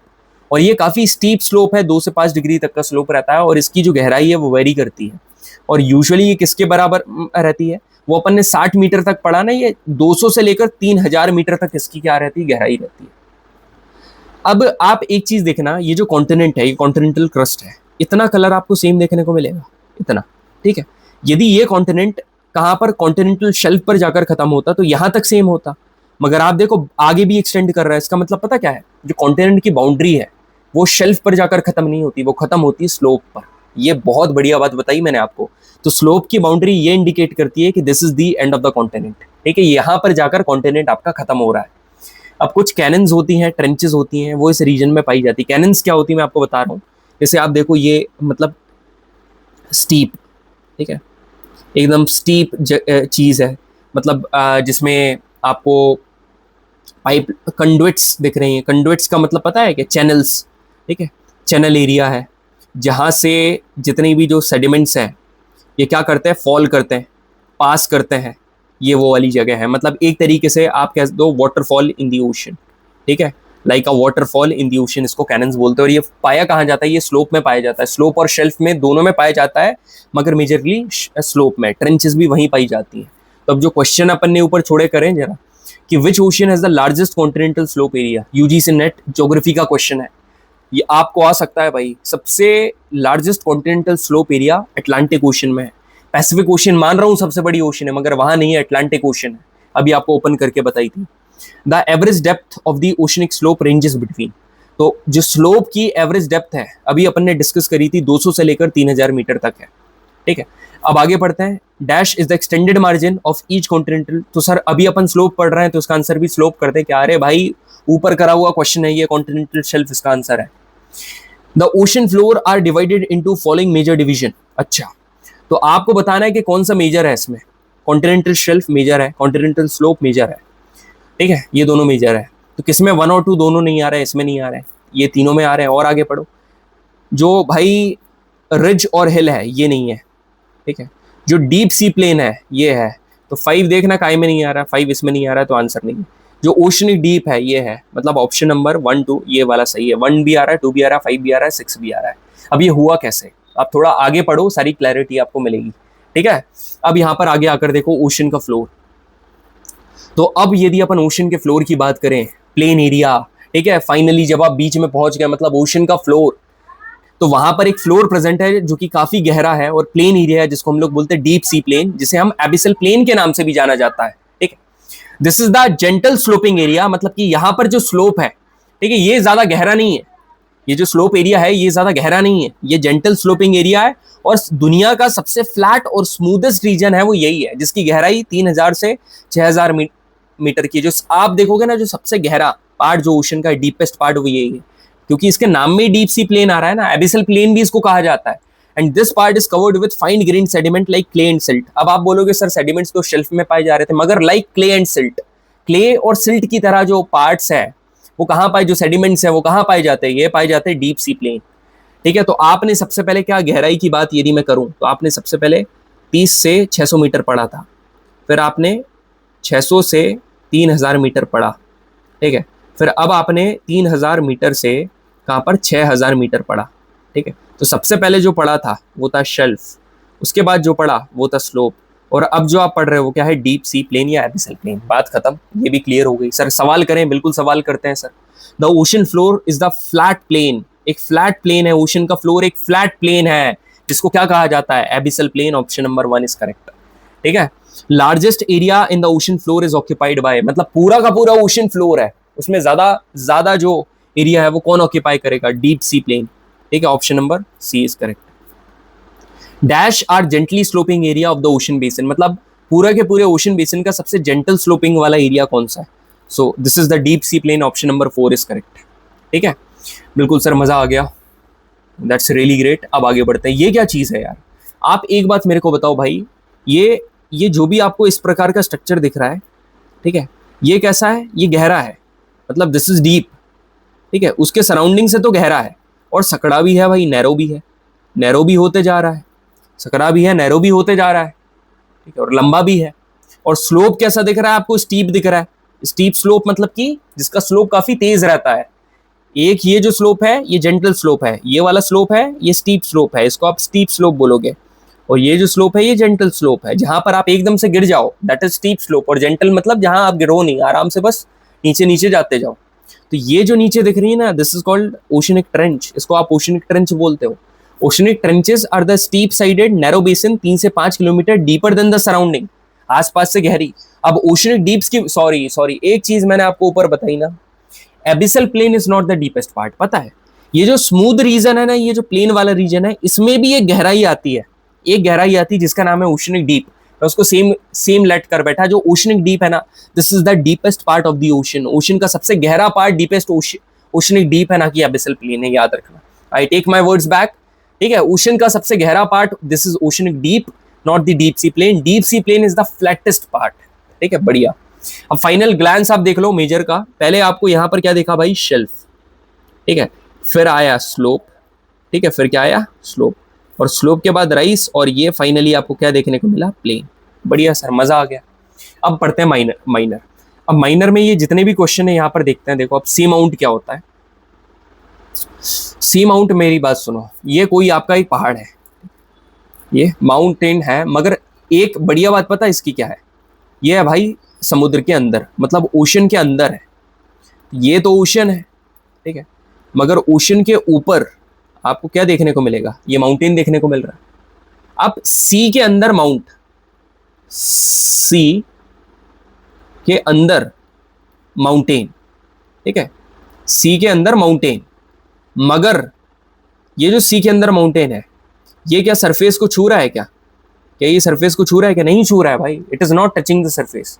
मगर सेम चीज यदि कोई माउंटेन आ जाए और इतना हाइटेड हो के सरफेस के भी ऊपर चला जाए, तो आप इसको सी माउंट नहीं बोलोगे, ठीक है, आप फिर इसको सी माउंट नहीं बोलोगे, फिर मैं बताता हूं इसको आप क्या बोलोगे। अब मेरी बात सुनो, the mountain with the pointed summits, जो कि mountain with the pointed summit, summit का मतलब पता क्या होता है, समिट का मतलब होता है पीक, हाइट, ठीक है, पॉइंटेड मतलब कि शार्प, ऐसे माउंटेन जिसकी पॉइंटेड समिट है, जो कि सी के फ्लोर से निकल रहा है, मगर ओशन के सरफेस को हिट नहीं कर रहा है, मतलब ऊपर वाला पार्ट सरफेस होता है। ये जो सी माउंट्स हैं, these are volcanic in origin, volcanic है ओरिजिन में, मतलब यहां से वॉल्केनो निकलता है। वर्ल्ड ज्योग्राफी का पार्ट है कि the emperor seamount, this is the extension of the Hawaii island, Hawaii island. और आपको बताया वॉल्केनो में, मैंने बताया था हवाई आइलैंड कहां पर है, पैसिफिक ओशन में है हवाई आइलैंड, जहां पर आपके कौन से माउंट किलेउ और माउंट किलेउ पाया जाता है, यहाँ पर हवाई आइलैंड में। अब आता है फ्लैट टॉप्ड सी माउंट। अब सेम है भाई, ठीक है, फ्लैट टॉप्ड सी माउंट, यदि यही सी माउंट इसकी पॉइंटेड समिट नहीं है, इसकी पॉइंटेड समिट नहीं है, आप कुछ मत करो, इसका फ्लैट टॉप कर दो। इसका जो टॉप है ना, ये जो टॉप दिख रहा है, ये टॉप कैसा है, फ्लैट है, इसको फ्लैट कर दो, तो अब जो बनेगा वो क्या रहेगा, seamount with a flat top, इसको बोलोगे आप guyot, this is called guyot. तो यही हमने गायोट पढ़ा था, flat topped seamount are called guyot. अब एटॉल बताऊं क्या होता है, आप एक बात बताओ, यहां पर आपको कोरल रीफ्स दिख रही है, कोरल रीफ्स मतलब कि ये जो बायोडाइवर्सिटी होती है, एक प्रकार के ऑर्गेनिजम्स होते हैं जो कि सी में पाए जाते हैं, इसको हम लोग क्या बोलते हैं, कोरल रीफ्स बोलते हैं। कोरल रीफ्स के अराउंड आपको सेंट्रल डिप्रेशन दिख रहा है, ये पूरा आपको सेंट्रल डिप्रेशन दिख रहा है, गहरा रीजन, इसको आप क्या बोलोगे, atoll. So the low island, मतलब लो आइलैंड, कम गहरा आइलैंड, जो कि ट्रॉपिकल ओशन में पाया जाता है, जहां पर कोरल रीफ्स है, जो कि सेंट्रल डिप्रेशन को सराउंड कर रही है, इसको हम लोग बोलते हैं atoll, this is called atoll, ठीक है। तो सी माउंट भी पढ़ लिया, एटॉल भी पढ़ लिए, ये सारे माइनर भी पढ़ लिए, ठीक है। तो सारे के सारे डिविजन्स आपके कंप्लीट हो गए। अब आप बोलोगे ट्रेंचेस एंड रिजेस, यार वो तो ऑलरेडी आपको करवा दिया है ना, ट्रेंचेस एंड रिजेस को आपको ऑलरेडी करवा दिया। अब बात करते हैं टेम्परेचर इन ओशन। अब इसमें जो चीज मैं आपको बताने वाला हूँ ना, अभी जो नेक्स्ट स्लाइड आने वाली है, उसको देखकर घबराना मत, वो ऐसा चित्ता, बस वो ये बताएगा कि कौन कौन से फैक्टर्स हैं जो कि ओशन का जो टेम्परेचर है उसको इम्पैक्ट करता है। तो पहले तो मैं आप सभी को एक बात बताना चाहूंगा, ओशन का जो ऊपर वाला जगह है उसको आप बोलोगे ओशन का सरफेस, ठीक है, और जो नीचे वाला है इसको आप बोलोगे गहराई, मतलब जो नीचे है वो डेप्थ है। तो अब मेरी बात सुनो, फैक्टर्स अफेक्टिंग टेम्परेचर डिस्ट्रीब्यूशन। पहला यहाँ पर क्या आता है, पहला आता है यहाँ पर लैटिट्यूड, ठीक है, पहला यहाँ पर लैटिट्यूड है। तो आप सभी को पता होना चाहिए कि जो सरफेस वाटर का टेम्परेचर है, सरफेस वाटर का टेम्परेचर है, it decreases from the equator to the pole. मतलब कि मेरे कहने का मतलब है, आप सभी को पता है ये हमारी इक्वेटर है, ये जो है ये इक्वेटर है, और जो पोल है ऊपर ये है पोल। पोल पर जो टेम्परेचर है वो बहुत कम है, ठंडा रीजन है। तो जब आप इक्वेटर से पोल पर जाओगे ना, तो टेम्परेचर क्या होगा, डिक्रीज होगा, because the amount of insolation decreases towards the pole, क्योंकि इंसुलेशन जो इनकमिंग सोलर रेडिएशन है वो पोल्स पर काफी कम है। दूसरा आता है unequal distribution of land and water. आप सभी को पता होना चाहिए कि नॉर्दर्न हेमिस्फीयर में लैंड एरिया ज्यादा है और ओशन कम है, आप सभी को पता होना चाहिए, और ये पिछले वाले सेशन में भी मैंने आप सभी को बताया था। और सदर्न हेमिस्फीयर में लैंड कम है और ओशन ज्यादा है, और लैंड जल्दी से गर्म हो जाता है, इसलिए जो नॉर्दर्न हेमिस्फीयर में जो वाटर है, नदर्न हेमिस्फीयर में यहाँ पर जो पानी प्रेजेंट है ये काय के कांटेक्ट में है, ये लार्ज अमाउंट ऑफ लैंड के कांटेक्ट में है। क्यों? क्योंकि नदर्न हेमिस्फीयर में लैंड ज्यादा है। तो नदर्न हेमिस्फीयर में जो लैंड ज्यादा है, इस लैंड की ज्यादातर होने की वजह से, लैंड का ज्यादा प्रोपोर्शन होने की वजह से इसके कांटेक्ट में जो ओशन है ये कंपैरेटिवली ज्यादा गर्म होंगी देन सदर्न हेमिस्फीयर। तो नदर्न हेमिस्फीयर में ओशन का टेम्परेचर ज्यादा होता है as compare to southern hemisphere. फिर आती प्रिवेलिंग विंड्स। कुछ प्रिवेलिंग विंड्स ऐसी विंड्स होती हैं जो कि एक पर्टिकुलर एरिया में, पर्टिकुलर डायरेक्शन में ब्लो करती है, जैसे सी ब्रीज और माउंटेन ब्रीज। सी ब्रीज कौन सी ब्रीज है? जो कि सी टू लैंड चलती है। माउंटेन ब्रीज, माउंटेन ऐसी ब्रीज है जो कि माउंटेन टू वैली चलती है। ये मैंने आपको ऑलरेडी जो क्लाइमेटोलॉजी 2 है, इंपॉर्टेंट सेशन है, गलती से भी स्किप मत करना, ऐसा मैंने बोला था, उसमें बताया हुआ है। ये भी कई हद तक क्या करती है, हमारी जो ओशन का टेम्परेचर है उसको इन्फ्लुएंस करती है। फिर आती है ओशन करंट, जो कि अपन आखिरी में देखेंगे। ठीक है, अब दो प्रकार की, बेसिकली मैं बता दे रहा हूँ, दो प्रकार की ओशन करंट होती है। एक होती वार्म, गर्म, और एक होती कोल्ड। जो वार्म ओशन करंट रहती है ना, गर्म, ये चलती है ठंडी जगह में, क्योंकि ठंडी जगह में गर्माहट की जरूरत है। जो कोल्ड ओशन करंट है ये चलती गर्म वाली जगह में। क्यों? क्योंकि गर्म वाली जगह में ठंडी की जरूरत है, तो यहाँ पर कोल्ड ओशन करंट चलती है। जब warm ocean current cold area में जाएगी तो कोल्ड एरिया का टेम्परेचर बढ़ा देगी। इसी तरीके से ओशन करंट भी हैम्पर करती है। अब इंपॉर्टेंट चीज अब पढ़ेंगे। ठीक है, अब अपन वर्टिकल और हॉरिजॉन्टल डिस्ट्रीब्यूशन पढ़ेंगे। तो अब मेरी बात ध्यान से सुनो। ठीक है, अब यदि मैं आपको बोलूं, ये आपको अर्थ दिख रही है, बिल्कुल सर, यह है इक्वेटर, इसके ऊपर ऊपर ऊपर ऊपर ऐसे कर करके सारी लैटिट्यूड यहाँ पर बनी हुई, सारी लैटिट्यूड यहाँ पर प्रॉपरली बनी हुई है। ठीक है, अब मेरी बात सुनना ध्यान से, listen to me carefully everyone. ये जो आपको यहाँ पर दिख रही है ये क्या है? This is equator. ठीक है, और जो आपको ऊपर दिख रही है ये क्या है? पोल। अब इक्वेटर से पोल पर जाओगे, जब आप इक्वेटर से पोल पर जाओगे तो टेम्परेचर क्या होता है? टेम्परेचर रिड्यूस होगा। टेम्परेचर रिड्यूस होगा कि नहीं? बिल्कुल सर, टेम्परेचर रिड्यूस होगा, बिल्कुल टेम्परेचर रिड्यूस होगा। अब ये तो ठीक है सर, समझ में आ गया। अब एक चीज और बताऊं आपको। अब जैसे ये ओशन है, ठीक है, ये ओशन है। अब यदि आप इसकी गहराई में जाओगे, इसकी यदि आप डेप्थ पर जाओगे, तो पता है ये जो टेम्परेचर है ये टेम्परेचर कम हो जाएगा। ठीक है, टेम्परेचर कम होगा, मतलब गहराई पर जाने से टेम्परेचर कम होता है। तो ये जो मैंने आपको बताया, जो लैटिट्यूड थी ये हॉरिजॉन्टल थी, बिल्कुल सर, ये हॉरिजॉन्टल थी। और गहराई पर जब अपन नीचे जा रहे थे, मतलब नीचे जाना, ये वर्टिकल है। तो यही मैंने आपको बताया, horizontal and vertical distribution of ocean. ठीक है, यहाँ पर देखो, तो भाई लैटिट्यूड बढ़ाओगे मतलब लो टेम्परेचर, मतलब पोलर एरिया लो टेम्परेचर, लो लैटिट्यूड हाई टेम्परेचर। आप ओशन की गहराई में जाओगे, मतलब जितनी गहराई पर जाओगे उतना टेम्परेचर कम होगा, उतना टेम्परेचर क्या होगा? कम होगा। मतलब कि, और आपको बता दूं, जो सरफेस है ऊपर, ये जो आपको सरफेस दिख रहा है ना, ये सरफेस एरिया दिख रहा है, इस सरफेस पर 27 डिग्री सेल्सियस, ये क्या है? 27 डिग्री सेल्सियस, ये है एवरेज टेम्परेचर। ठीक है, this is the average temperature. I hope आप सभी को समझ में आ गया होगा। अब now listen to me carefully everyone. ठीक है, टेम्परेचर तो कम हो रहा है, बिल्कुल सर, टेम्परेचर कम हो रहा है, बिल्कुल टेम्परेचर कम हो रहा है, मगर मेरे भाई ध्यान से सुन, मेरी बात ध्यान से सुन। एक ऐसी लाइन जहां से टेम्परेचर एकदम खतरनाक तरीके से कम होने लगता है, एकदम ट्रेमेंडसली, इंक्रीजिंगली, जहां से डिमिनिश होने लगता है, कम होने लगता है, line from where the temperature in an ocean starts diminishing tremendously. ठीक है, इस लाइन को कहता है तू थर्मोक्लाइन। इसको क्या बोलता है? थर्मोक्लाइन। थर्मो मतलब टेम्परेचर, क्लाइन मतलब डिक्लाइन, जहां पर टेम्परेचर डिक्लाइन करता है या मतलब कम करता है। ये जो बाउंड्री है यूजुअली बिगिंस अराउंड 100 से 400 मीटर, मतलब जो ओशन का सरफेस है ना, उससे 100 से 400 मीटर नीचे ये वाली बाउंड्री चालू हो जाती है। ठीक है, मतलब कि ओशन के जब तू 400 मीटर नीचे जाने लगेगा, तेरे को समझ में आएगा कि भाई टेम्परेचर एकदम इंक्रीजिंगली कम हो रहा है। और एक बढ़िया बात मैं तेरे को बताऊं ना, फैक्ट, कि 90% of the total volume of the water, मतलब पानी का जो 90% है ओशन का, वो इस थर्मोक्लाइन के नीचे ही पाया जाता है। समझ में आ रहा है? 90% पानी इसी के नीचे। अब पता है यहाँ पर लेयरिंग सिस्टम चलता है। कैसे लेयरिंग सिस्टम चलता है? यहाँ पर देख, मेरी बात सुन, कोई कठिन नहीं है। First just focus air, focus air. यहां पर देखो, पहली वाली लेयर है, एकदम आराम आराम से गहराई पर जा रहे हो, आराम आराम से टेम्परेचर कम हो रहा है, हो रहा है, हो रहा है। ठीक है, so in the first layer the temperature was about 20 to 25 degree. ठीक है, यहां पर था। और फिर इवेंचुअली यहां पर जैसे ही अपन थर्मोक्लाइन पर आना शुरू हुए, यहां पर कितना हो? 12 डिग्री।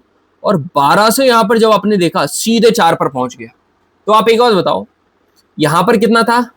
20, यहां पर 20 था, यहां पर कितना हुआ? 12 थर्मोक्लाइन। और जब थर्मोक्लाइन नीचे जाते जा रहा है तो एकदम से 4। तो आप कॉमन सेंस लगाओ भाई, इधर मतलब ज्यादा हुआ ना, इधर तो बस 8 का और यहाँ पर कितने का हुआ, यहाँ भी 8 का, मगर यहाँ पर एकदम तेजी से हुआ, ये एकदम कम टाइम ड्यूरेशन में जल्दी से हो गया। ठीक है, अब आखिरी वाली लेयर में आ रहा हूँ। तो मोस्ट इंपॉर्टेंटली मैं आपको बताना चाहूंगा एक ऐसी लेयर थर्मोक्लाइन। ठीक है, थर्मोक्लाइन जहां से टेम्परेचर शार्पली रिड्यूस हो जाता है, वो कहाँ पाई जाती है, सेकेंड लेयर में। टोटल 3 लेयर है, सेकेंड लेयर में पाई जाती है। ठीक है, ये आपको लेयरिंग भी समझा दी। अब कुछ इंपॉर्टेंट फैक्ट्स मैं आप सभी को बता रहा हूँ। ये जो लेयर सिस्टम है ना, ये is not possible at all in Arctic और एंटार्क्टिक सर्कल। क्या ये जो लेयर सिस्टम है, मतलब लेयर जितनी गहराई पर जाओगे उतना टेम्परेचर कम हो रहा है, क्या ये आर्कटिक और एंटार्क्टिक रीजन में काम करेगा? नहीं भाई, क्योंकि देयर द सरफेस का जो पानी का सरफेस का टेम्परेचर है वो ऑलरेडी 0 डिग्री है। तो गहराई पर जाने से जो टेम्परेचर में कमी आएगी इट्स वेरी स्लाइट, वो काफी कम है, ज्यादा एक्सटेंड पर नहीं होगा। यहाँ पर सिर्फ ठंडे पानी की एक लेयर पाई जाती है which extend from surface to deep ocean floor, जो कि सरफेस से डीप ओशन फ्लोर में एग्जिस्ट करती है। जो एवरेज टेम्परेचर है ऑफ द सरफेस वाटर का जो एवरेज टेम्परेचर है of the ocean is about 27 degree Celsius, अभी जो कि मैंने आपको बताया। But that gradually decreases from equator to pole. Equator से पोल पर जाओगे तो ये क्या हो जाता है, ग्रेजुअली डिक्रीज होगा। क्यों? क्योंकि इंसुलेशन कम मिलती है। तो वही तो बोला, the rate of decrease of temperature with increasing latitude is generally 0.5 degree पर लैटिट्यूड। मतलब एक लैटिट्यूड आप ऊपर जाओगे 0.5 डिग्री सेल्सियस टेम्परेचर कम होगा, मतलब पर latitude nearly 0.5 degree Celsius temperature कम होता है या बढ़ता है। The ocean in the northern hemisphere, जो नदर्न हेमिस्फीयर में ओशन है, they record relatively high temperature. मैंने आप सभी को बताया। ठीक है, the highest temperature is not recorded at the equator. Highest temperature equator पर रिकॉर्डेड नहीं है, but slightly north towards it. Maximum temperature ocean का कहां पर पाया जाता है, सरफेस पर। जो ऊपर वाला सरफेस है ना, जो कि आपको आंखों से दिखता है, वहां पर मैक्सिमम टेम्परेचर होता है। क्यों? क्योंकि they receive direct heat from the sun से डायरेक्ट हीट रिसीव करता है, and the heat is transmitted to the lower section of the ocean through the process of convection. ये इंपॉर्टेंट बात है भाई, स्टार लगा दे रहा हूं कि जो सेक्शन है, जो लेयर, अभी आपको लेयर वाइज सेक्शन बताया ना, इसमें जो हीट का ट्रांसफर हो रहा है सरफेस से लेकर नीचे, वो कैसे हो रहा है, एक प्रोसेस है जिसका नाम है कन्वेक्शन। कन्वेक्शन प्रोसेस के थ्रू से ओशन में जो टेम्परेचर है वो क्या, जो पार्टिकल्स हैं उनके बीच में हीट ट्रांसफर होती है। मगर ज्यादा हीट कहां पर रहेगी, उस पार्ट में जो कि किसको, सन को फेस कर रहा है, दैट इज सरफेस। ठीक है, अब बात करते हैं सैलिनिटी के बारे में। सैलिनिटी क्या चीज है यार? सैलिनिटी कुछ भी नहीं, खारापन है। ठीक है, खारापन मतलब कि कितना अमाउंट ऑफ नमक salt content is present in 1000 gram of water. ठीक है, सी वाटर, इसको हम लोग बोलते हैं salinity. So the total content of dissolved salt in sea water, मतलब amount of salt in gram dissolved in 1000 gram of sea water, मतलब 1000 ग्राम समुद्र के पानी में कितने ग्राम तेरा नमक प्रेजेंट है, उसको तू क्या बोलेगा, सैलिनिटी। मतलब 1 kg और 1000 ग्राम पानी में कितने ग्राम सॉलिड सॉल्ट प्रेजेंट है, इसको मेजर करा जाता है परसेंटेज, और यहाँ पार्ट्स लगा दो, मतलब पीपीटी, मतलब पार्ट्स पर 1000 में। ठीक है, पार्ट्स पर 1000 में इसको मेजर करा जाता है। यदि मैं आपसे बोलूं, सुनना मेरी बात, यदि मैं आपको बोल दूं यहाँ पर, क्या बोल दूं कि सर 35 पीपीटी में यदि आपको बोलूं, तो आप पता क्या बोलोगे, 35 grams of salt is present in 1000 gram of water. 1000 gram water में 35 ग्राम प्रेजेंट है। और एक बात मैं आप सभी को बता दूं, एवरेज सैलिनिटी जो ओशन की है वो 35 पीपीटी है। नमक आया कैसे पानी में, ये भी जानना जरूरी है भाई। रीजन पता है, मिड ओशनिक रिज। आपने देखा होगा मिड ओशनिक वॉल्केनिक इरप्शन करती है, जब वॉल्केनो पड़ रहे थे। अब वॉल्केनो में से क्या क्या निकलता है, एशेज निकलता है, लावा निकलता है, वेपर निकलते हैं, डस्ट निकलती है, सेडिमेंट्स निकलते हैं, कितनी सारी चीजें सैलिनिटी लेकर नहीं आएंगे। अब जो बारिश होती है, मैं फ्रेश वाटर की बात नहीं कर रहा हूँ, बारिश में जो एसिड रेन होती है जिसमें CO2 और H2O की मात्रा ज्यादा रहती है। रिवर्स है, इन्फ्लक्स ऑफ रिवर्स, अभी मैं आपको थोड़ी देर में पढ़ाऊंगा। Tropical cyclone of hot desert, यदि साइक्लोन डेजर्ट से आ रहा है, ठीक है, डेजर्ट से अपनी एनर्जी, मतलब डेजर्ट भी आ रही है, तो वहां पर भी धूल मिट्टी वगैरह सब होंगे ना, तो वो पूरा लेकर आता है, दैट इंक्रीजेस द सैलिनिटी। ये सोर्सेज ऑफ सैलिनिटी आपको समझ में आ गया। अब आपको एक बात मैं पूछ रहा हूँ कि फॉर एग्जाम्पल ये क्या है, ये एक मतलब वेसल है, मान के चलो, ठीक है, ये एक वेसल है, इसमें इतना पानी प्रेजेंट है भाई, कॉमन सेंस लगाओ, ठीक है, इतना पानी प्रेजेंट है इसमें। सेम वेसल यहां पर है, ठीक है, और यहां पर कितना पानी प्रेजेंट है, यहां पर इतना पानी प्रेजेंट है। ऐसा क्यों सर? अरे भाई, ये रखा था घर के अंदर, ठीक है, और ये रख दिया आपने रूफ में, और छत पे क्या आ रही है, सन की लाइट आ रही है, सन की लाइट यहाँ पर पड़ रही है। तो अब मेरी बात ध्यान से सुनो, लिसन टू मी केयरफुली। यहाँ पर नमक कितना था, इतना, और यहाँ पर भी नमक इतना है। मगर आप एक बात बताओ, पानी यहाँ पर, यदि जो वाटर है वो यहाँ पर था कितना, मान के चलो 50 ग्राम, ठीक है। अब यहाँ पर वाटर कितना बच गया, यहाँ पर तो वाटर आधा हो गया, मतलब 25 ग्राम पानी बचा। क्यों? क्योंकि यहाँ पर क्या हुआ, इवेपोरेशन। इवेपोरेशन का मतलब क्या है, एक ऐसी प्रोसेस जिसके थ्रू जो लिक्विड है, ये लिक्विड वेपर में चेंज होता है, ये लिक्विड काय में चेंज हो जाता है, वेपर में। तो आप एक बात बताओ, कम पानी, नमक उतना ही है मगर पानी कम कर दिया, तो यहाँ पर खारापन बढ़ेगा कि नहीं? बिल्कुल बढ़ेगा। तो इसलिए अपन बोलते हैं यहाँ पर क्या बढ़ेगी, सैलिनिटी ज्यादा होगी, और इधर वाले केस में सैलिनिटी कम होगी। क्यों? क्योंकि पानी का अमाउंट बढ़ा है। क्यों? क्योंकि इवेपोरेशन हुआ है। तो salinity is directly proportional to evaporation. जितनी ज्यादा इवेपोरेशन होगा उतनी ही ज्यादा सैलिनिटी बढ़ेगी। अब आप एक बात तो बताओ, आपने जितना ज्यादा सॉल्ट डाला, ठीक है, उतनी ज्यादा उसकी डेंसिटी हो जाएगी, है ना, उतना ही ज्यादा वो गाढ़ा हो जाएगा, मतलब उतनी ही ज्यादा सैलिनिटी हो जाएगी। तो आप सभी को ये चीज पता होनी चाहिए, ये चीज पता होनी चाहिए क्या, कि जब आपकी सैलिनिटी डेंसिटी बढ़ेगी मतलब सैलिनिटी बढ़ गई, ठीक। अब यहां पर सुनो, प्रेसिपिटेशन। अब यदि उसमें फ्रेश वाटर आपने और डाल दिया, मैं फ्रेश वाटर की बात कर रहा हूं, मतलब कि नमक है, आपने उसमें और फ्रेश वाटर डाल दिया, तो उसका खारापन कम होगा ना? बिल्कुल कम होगा यार। यदि नींबू पानी उसमें नमक ज्यादा डल गया तो आप क्या करोगे, आप और ज्यादा उसमें पानी डाल दोगे, नींबू डाल दोगे। क्यों? ताकि उसका खारापन कम हो जाए। तो precipitation, if we are dealing with the fresh water, if you are adding fresh water to the salt, that means the salinity is kept on diminishing, मतलब it is reducing, salinity कम हो रही है।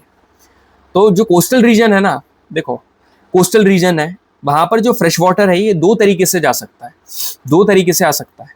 एक तो कोस्टल रीजन में क्या होता है, जो रिवर से लेकर आ जाए फ्रेश वाटर। अब जो पोलर रीजन है, मतलब कोस्टल रीजन मतलब जो नदी के किनारे प्रेजेंट है, वो रिवर्स कई बार फ्रेश वाटर लेकर जाती है। मगर यदि अपन पोलर रीजन की बात करें, वहां पर freezing and thawing of ice होता है, मतलब जो बर्फ है वो क्या होता है, फ्रीज होता है, थॉ होता है। मतलब यहाँ पर जो आइस है वो मेल्ट होती है, जिसको अपन freezing and thawing of ice कहा जाता है, जिसकी वजह से सैलिनिटी कम होती है। अब यहाँ पर देखो फिर आता है इन्फ्लक्स ऑफ रिवर वाटर, ठीक है, रिवर वाटर का इन्फ्लक्स। ये क्या होता है, शॉर्ट पीरियड ऑफ टाइम में जो नदी है वो सैलिनिटी को कम करेगी, मगर लॉन्ग पीरियड ऑफ टाइम में जो रिवर है वो सैलिनिटी को बढ़ाएगी। क्यों? क्योंकि फिर धीरे धीरे करके वो अपने साथ सेडिमेंट्स लाएगी, ठीक है, डेब्रीज लाएगी, पत्थर लाएगी, जो कि ग्रेजुअली क्या बढ़ाएगी, सैलिनिटी बढ़ाएगी। ये नॉर्मल चीज है भाई। टेम्परेचर आपने बढ़ाया तो वॉल्यूम बढ़ता है। कैसे? अरे कॉमन सी बात है यार, वॉल्यूम बढ़ेगा, वॉल्यूम बढ़ेगा यार। फ्रिज से बाहर कोई चीज निकाली, जैसे आइसक्रीम निकाली, तो वो मेल्ट होगी, मतलब वॉल्यूम बढ़ रहा है, क्योंकि टेम्परेचर बढ़ गया। अब वॉल्यूम बढ़ेगा तो डेंसिटी बढ़ेगी। क्यों? क्योंकि density is equal to mass per volume ना। वॉल्यूम बढ़ेगा तो डेंसिटी कम होगी, डेंसिटी कम हो गई। अब डेंसिटी कम होगी तो आप सभी को पता सैलिनिटी कम होगी। इसका मतलब ये नहीं है कि टेम्परेचर बढ़ेगा तो सैलिनिटी कम होगी, यहां से यार रिलेट मत कर देना इसको, ठीक है। वो तो मैं बस आपको ऐसा ही बता रहा था कि ऐसा भी होता है। यहाँ पर बहुत ज्यादा क्वेश्चन आते हैं स्टूडेंट को, मगर मैं जो बता रहा हूँ यहाँ पर वो दिमाग में रखना। जो लेक वैन लेक है, लेक वैन है, has the highest salinity in the world. पूरी दुनिया में सबसे ज्यादा सैलिनिटी इसके पास है, largest lake in the Turkey. और जो डेड सी है, it has the second highest salinity in the world, जिसको सॉल्ट सी कहा जाता है, and it borders Jordan, Palestine and Israel, ठीक है। अब यहाँ पर जैसे अपन ने उसका डिस्ट्रीब्यूशन देखा था टेम्परेचर का, वैसे ही अपन सैलिनिटी का डिस्ट्रीब्यूशन देख लेते हैं। बिल्कुल सर, देख लो। तो सैलिनिटी के डिस्ट्रीब्यूशन की यदि अपन बात करें, दो प्रकार से हो सकता है, हॉरिजॉन्टल और वर्टिकल। हॉरिजॉन्टल कैसे? इक्वेटर के पास टेम्परेचर ज्यादा है, अब टेम्परेचर ज्यादा है तो इवेपोरेशन ज्यादा है, अब इवेपोरेशन ज्यादा हुआ तो पानी उड़ गया, पानी कम हुआ मतलब खारापन ज्यादा हो गया, मतलब सैलिनिटी ज्यादा। पोल्स के पास सैलिनिटी कम है, ठीक है, पोल्स के पास सैलिनिटी कम है भाई।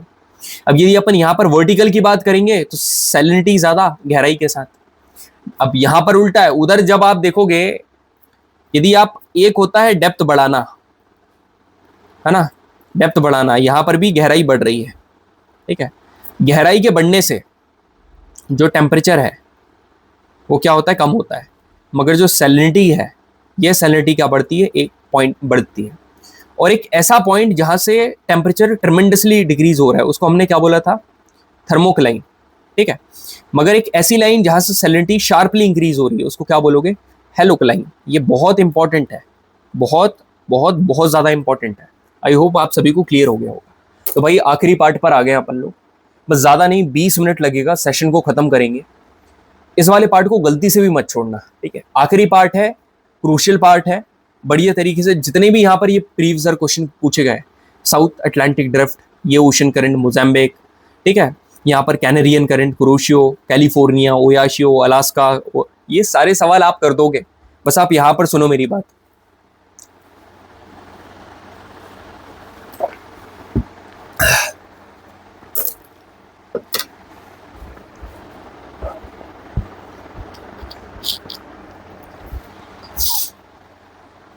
चलो ठीक है, हाँ जी आगे बढ़े भाई। कितनी सारी चीजें आपको पता चल गई, मतलब देख ओशन का व्यू कैसा दिखता है, सारे जहां से अच्छा हिंदुस्तान हमारा, ठीक है, उसके अंदर किस प्रकार की चीजें प्रेजेंट है, मतलब उसके डिवीजन के बारे में आपको पता चल गया, उसके अंदर का टेम्परेचर पता चल गया, उसके अंदर की सैलिनिटी खारापन है वो पता चल गया, ठीक है, मतलब कितनी सारी इंफॉर्मेशन पता चल गई। अब अपन वही ओशन वाटर का मोमेंट भी देख लेते हैं। आपके अंदर क्यूरियोसिटी होगी ना यार, टाइड सी वेव और ओशन करंट में क्या अंतर है, तो पूरे के पूरे सी वाटर का जो मोमेंट है इसको दो कैटेगरी में डिवाइड करा है। पहली वाली category is called vertical moment and second वाली category is the horizontal moment, ठीक है। तो जो ओशन वाटर का मोमेंट है, वर्टिकल मोमेंट, इसको हम लोग बोलते हैं टाइड्स, और जो हॉरिजॉन्टल मोमेंट है इसको बोलते हैं sea waves and ocean current, ठीक है। जो हॉरिजॉन्टल मोमेंट है this is called sea waves and ocean current. Now listen to me carefully everyone, ये जो सी वेव्स होती हैं, ये सी वेव्स क्या होती है मैं आपको बता रहा हूँ। Sea waves are not actually the moment but they are actually the energy. Actually में ये एनर्जी है। Waves are actually the energy not the water which moves across the ocean surface. और इनको एनर्जी का सोर्स कहाँ से मिलता है, इनको मिलता है विंड से। अब आप सभी को ये चीज पता होना चाहिए कि जैसे जैसे ये वेव बीच को अप्रोच करती है, ये धीरे धीरे करके क्या हो जाती है, स्लो डाउन हो जाती है due to the friction between the dynamic water and the sea floor. मतलब कि डायनेमिक का मतलब मूविंग वाटर। अब ये पानी तो ऐसा जा रहा है, मगर ओशन का जो फ्लोर है, ओशन का जो फ्लोर है वो तो पूरा का पूरा फ्लोर फ्रिक्शन लगाएगा ना कि भाई तू इधर मत जा, ऑपोजिट डायरेक्शन में जा, है ना। सरफेस का काम है फ्रिक्शन एक्सर्ट करना, तो वो तो फ्रिक्शन लगाएगा। अब जब ये सरफेस की तरफ जाएगा तो ये धीरे धीरे कम इसलिए हो जाती क्योंकि वो जो फ्लोर है वो इतना फ्रिक्शन लगाता है, इतना फ्रिक्शन लगाता है, जिसकी वजह से उसको धीरे ही होना पड़ता है। मगर एक बात मैं आपको बताऊं, जैसे कोई भी है, इसकी वेवलेंथ, जैसे कोई भी वेव है ना, कोई भी वेव है उसकी वेवलेंथ होती है। दो चीज मैं बढ़िया से बताता हूं आपको, मेरी बात ध्यान से सुनो। सुनो, एक होता है वाटर, ठीक है, और एक होती है वेव, ठीक है। जो वाटर है इसकी होती है डेप्थ, गहराई, ठीक है, और वेव जो है, वेव की होती है वेवलेंथ, है ना। वेवलेंथ का हाफ कर दो, ठीक है। तो अब मेरी बात ध्यान से सुनना। If the depth of the water is less than the half of the wavelength of the wave, ठीक है, जो वेव बन रही है ना उसकी वेवलेंथ की जो हाफ है, फॉर एग्जांपल भाई वेवलेंथ कितनी है, 20 है, इसको हाफ कर दोगे कितना हो गया, 10 है। अब यदि आपकी पानी की जो गहराई है, डेप्थ, या तो वो 12 मीटर होगी या तो वो मान के चलो 9 मीटर है, मगर इससे यदि ज्यादा है, मतलब 10, ये मतलब हाफ, वेवलेंथ के हाफ से तो 12 मीटर ज्यादा है ना, 12 मीटर इज ग्रेटर देन 10, तो यहाँ पर वेव आपकी ब्रेक नहीं होगी, वो चलेगी। मगर 8 मीटर इज लेस देन 10, मतलब वेवलेंथ की जो हाफ है उससे कम उसकी गहराई हो गई है ना, वाटर की डेप्थ कम है, तो अब आप बोल दोगे यहाँ पर आकर ब्रेक हो जाएगी वेव, ठीक है। ये कैसे बना बताऊं आपको। If the depth of the water is less than the half of the wavelength of the wave, जो वेव है वो ब्रेक हो जाएगी। जितनी भी लोकल विंड्स लेकर आती है ना, वो सारी स्टीप वेव से लेकर आती हैं, मगर ऐसी वेव्स जो कि बहुत दूर से आ रही हैं, these are the steady waves. और कई बार ये इतनी दूर से आती हैं कि दूसरे हेमिस्फीयर से भी आ जाती हैं भाई, कि नदर्न हेमिस्फीयर से सदर्न हेमिस्फीयर में, ठीक है। बस इतना ही आपको वेव्स के बारे में जानना था। अब वेव्स का एक बार मोमेंट देख लो कि ये होता कैसे, मैं आपको बता रहा हूँ। देखो वेव्स का मोमेंट ऐसा होता है, जो ऊपर वाला रीजन है इसको आप क्या बोलोगे, क्रेस्ट, और जो नीचे वाला रीजन है इसको आप क्या बोलोगे, ट्रफ, ठीक है। तो जो क्रेस्ट है, जो क्रेस्ट है ना, ये नीचे क्या करेगा, फॉल करेगा, फॉल करा। अब जो फॉलिंग वाटर है, जो फॉलिंग वाटर है ये क्या करेगा, ट्रफ को पुश करेगा इन दी अपवर्ड डायरेक्शन। अब ये जो ऊपर का है ये नीचे आया, फिर ये इधर गया, तो ये धीरे धीरे करके ना फॉरवर्ड डायरेक्शन में क्या होता है, मूव होने लगता है। इसको कहा जाता है क्या, this is called tides. This is called tides नहीं है यार, this is called the moment of the water. और मोमेंट ऑफ द वाटर मतलब सी वेव्स, यहां तक चल के हमारा सी वेव्स खत्म हो गया, अब पढ़ेंगे हम लोग टाइड्स, बस इतना ही था। ठीक है, चलो।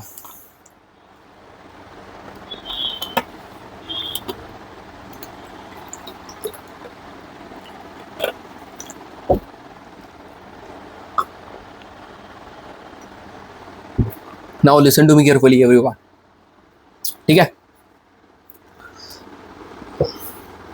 दो ये बहुत पुरानी फोटो है, अब तो 6000 होने वाले हैं यहाँ पर सब्सक्राइबर्स हमारे टेलीग्राम चैनल के ऊपर।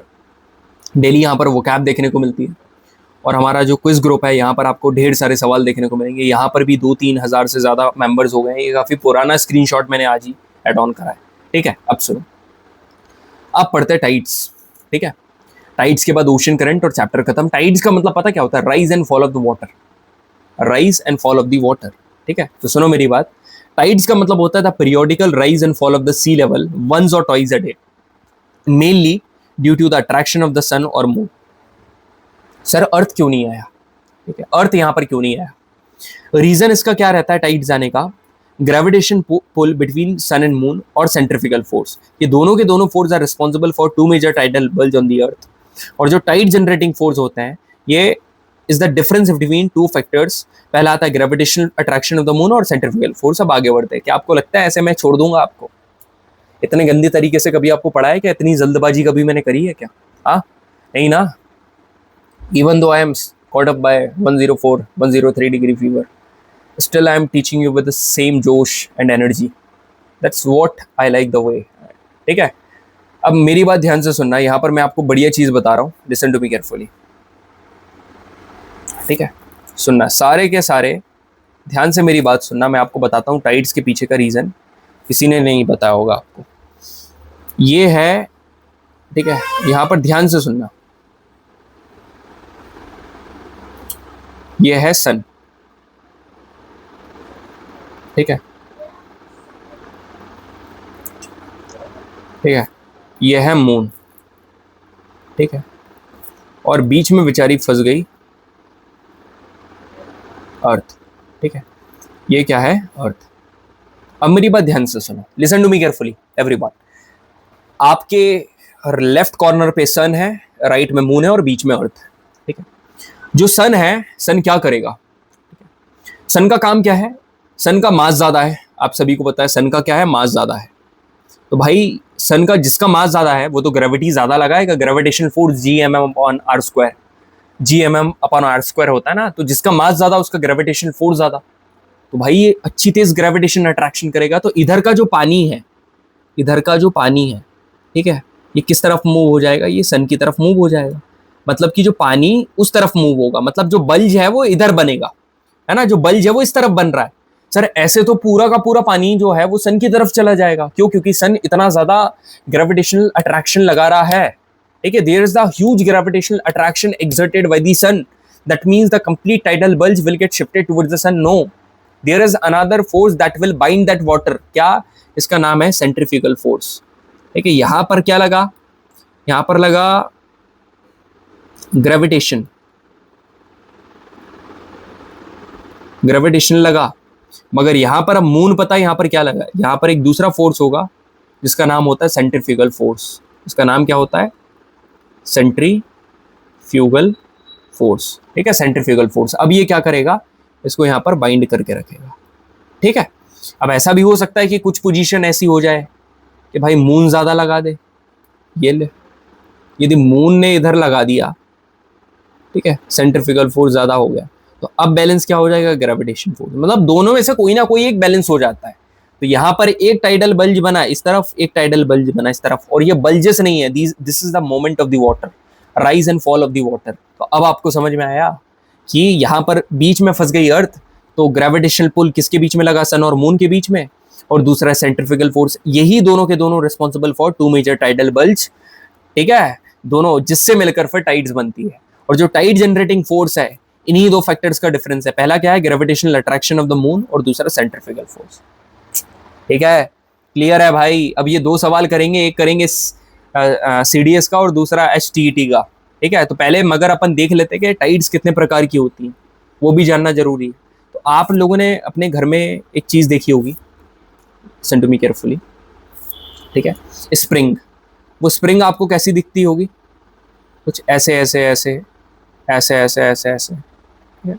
मतलब ऐसे एकदम हॉरिजॉन्टली प्लेस दिखती होगी, ठीक है? पूरी की पूरी कैसी रखी गई है? ऐसा हॉरिजॉन्टल, ठीक है? It has been placed horizontally. तो अब मेरी बात ध्यान से सुनो, यहाँ पर क्या है?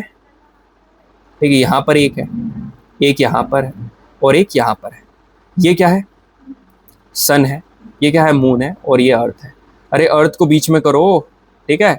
ये अर्थ है और यहाँ पर मून है। तो मेरी बात सुनो, ये स्प्रिंग अपन ने पूरी बनाई हॉरिजॉन्टल, ठीक है?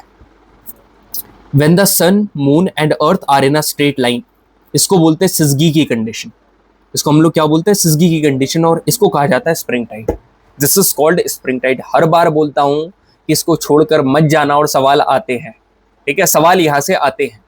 स्प्रिंग टाइड, यहां पर जब स्प्रिंग, पहले तो मैंने हॉरिजॉन्टली आपको स्प्रिंग बताई, sun, moon and earth when they are placed in a horizontal straight line, इस कंडीशन को, सिचुएशन को बोलते हैं सिजगी। और इसमें जो टाइड आएगी वो कौन सी आएगी? Spring tide. और these tides are very high tide. देखिए ये दो प्रकार की होती है, एक होती कंजंक्शन और एक होती अपोजिशन। कंजंक्शन मतलब कि कंजंक्शन के केस में सोलर एक्लिप्स और अपोजिशन के केस में लूनर एक्लिप्स। तो कभी भी कंजंक्शन वाला केस होगा तब सोलर एक्लिप्स होगा। और इसको ट्रिक कैसे याद करना भाई, देख मैं तेरे को ट्रिक बता रहा हूँ। सी कैसे बनता है? सी बनता है ऐसा, है ना? तो इससे क्या हो गया? कंजंक्शन। मगर वैसा का वैसा तू क्या कर दे, इसको बना दे एस, तो क्या हो जाएगा? Solar eclipse. बस बात खत्म, ठीक है? ये कुछ टिप्स हैं, आपको बता देता हूं मैं ताकि आप याद कर लो। ये क्लियर हो गया। अब आता है नीप टाइड, जहां पर मून, सन और अर्थ, ठीक है, sun and moon are right angle to each other, एक दूसरे के राइट एंगल पर है। तो कंपैरेटिवली यहाँ पर क्या बनेगी? Low tide. तो क्वेश्चन करें ऊपर, बिल्कुल सर क्वेश्चन करते हैं। When earth, sun and moon are at quadrature, जब ये तीनों के तीनों क्वाड्रेचर पर हैं, ऐसे 90 डिग्री पर है, तो अब यहाँ पर कौन सी टाइड बनेगी? यहाँ पर बनेगी नीप टाइड, ठीक है? क्वाड्रेचर मतलब 90 degree. Which one of the following statement is not correct? Position of the sun, earth and moon are in a straight line of 180 degree. 180 degree मतलब ऐसा, इसको बोलते हैं सिजगी की कंडीशन। हाँ जी, syzygy conjunction causes a solar eclipse. Syzygy conjunction क्या create करता है? Solar eclipse. बिल्कुल करता है, क्योंकि ऐसे सिजगी कंजंक्शन मैंने बताया था ना, ये भी बिल्कुल सही है। सिजगी अपोजिशन लूनर एक्लिप्स करता है, बिल्कुल करता है। Syzygy conjunction occurs at the time of perihelion only. भाई पेरिहेलियन का मतलब क्या है? जब अर्थ और सन दोनों पास में हो तब होता है पेरिहीलियन। भाई जब सन और अर्थ पास में होंगे तब हाई टाइड बनेगी, हाई इंटेंसिटी वाली। मगर ऐसा तो है नहीं कि सिजगी कंजंक्शन तभी बनेगा। भाई पेरिहीलियन पे तो बन रहा है, अफीलियन पर भी बन सकता है ना, जरूरी थोड़ी ना है पेरिहीलियन पर तेज इंटेंसिटी से बनेगा मगर अफीलियन पर कम इंटेंसिटी से तो बनेगा ना। ये वाला गलत है, मतलब नॉट करेक्ट, फोर्थ वाला सही, ठीक है? सेम कंडीशन यहाँ पर पेरिजी और अपोजी भी क्रिएट करता है। अपोजी मतलब कि जब मून और अर्थ एक दूसरे से दूर हो, और पेरिजी मतलब जब मून और अर्थ एक दूसरे से पास हो। ये वाली कंडीशन पास की है और इधर वाली कंडीशन दूर की है, ठीक है? क्लियर है? चलो अब बात करते हैं ओशन करंट्स की। आखिरी पड़ाव है बढ़िया तरीके से। ओशन करंट का मतलब पहले मैं आप सभी को समझा देता हूँ, ठीक है? ओशन करंट क्या होती है? Ocean current just refer to the rivers flowing in the ocean. ऐसी रिवर्स जो कि ओशन में फ्लो कर रही है, इनको हम लोग ओशन करंट बोलेंगे और कुछ नहीं, ठीक है? Mass of moving water in a definite direction, इस तरीके से कि रिवर आपकी ओशन में फ्लो कर रही है, ठीक है?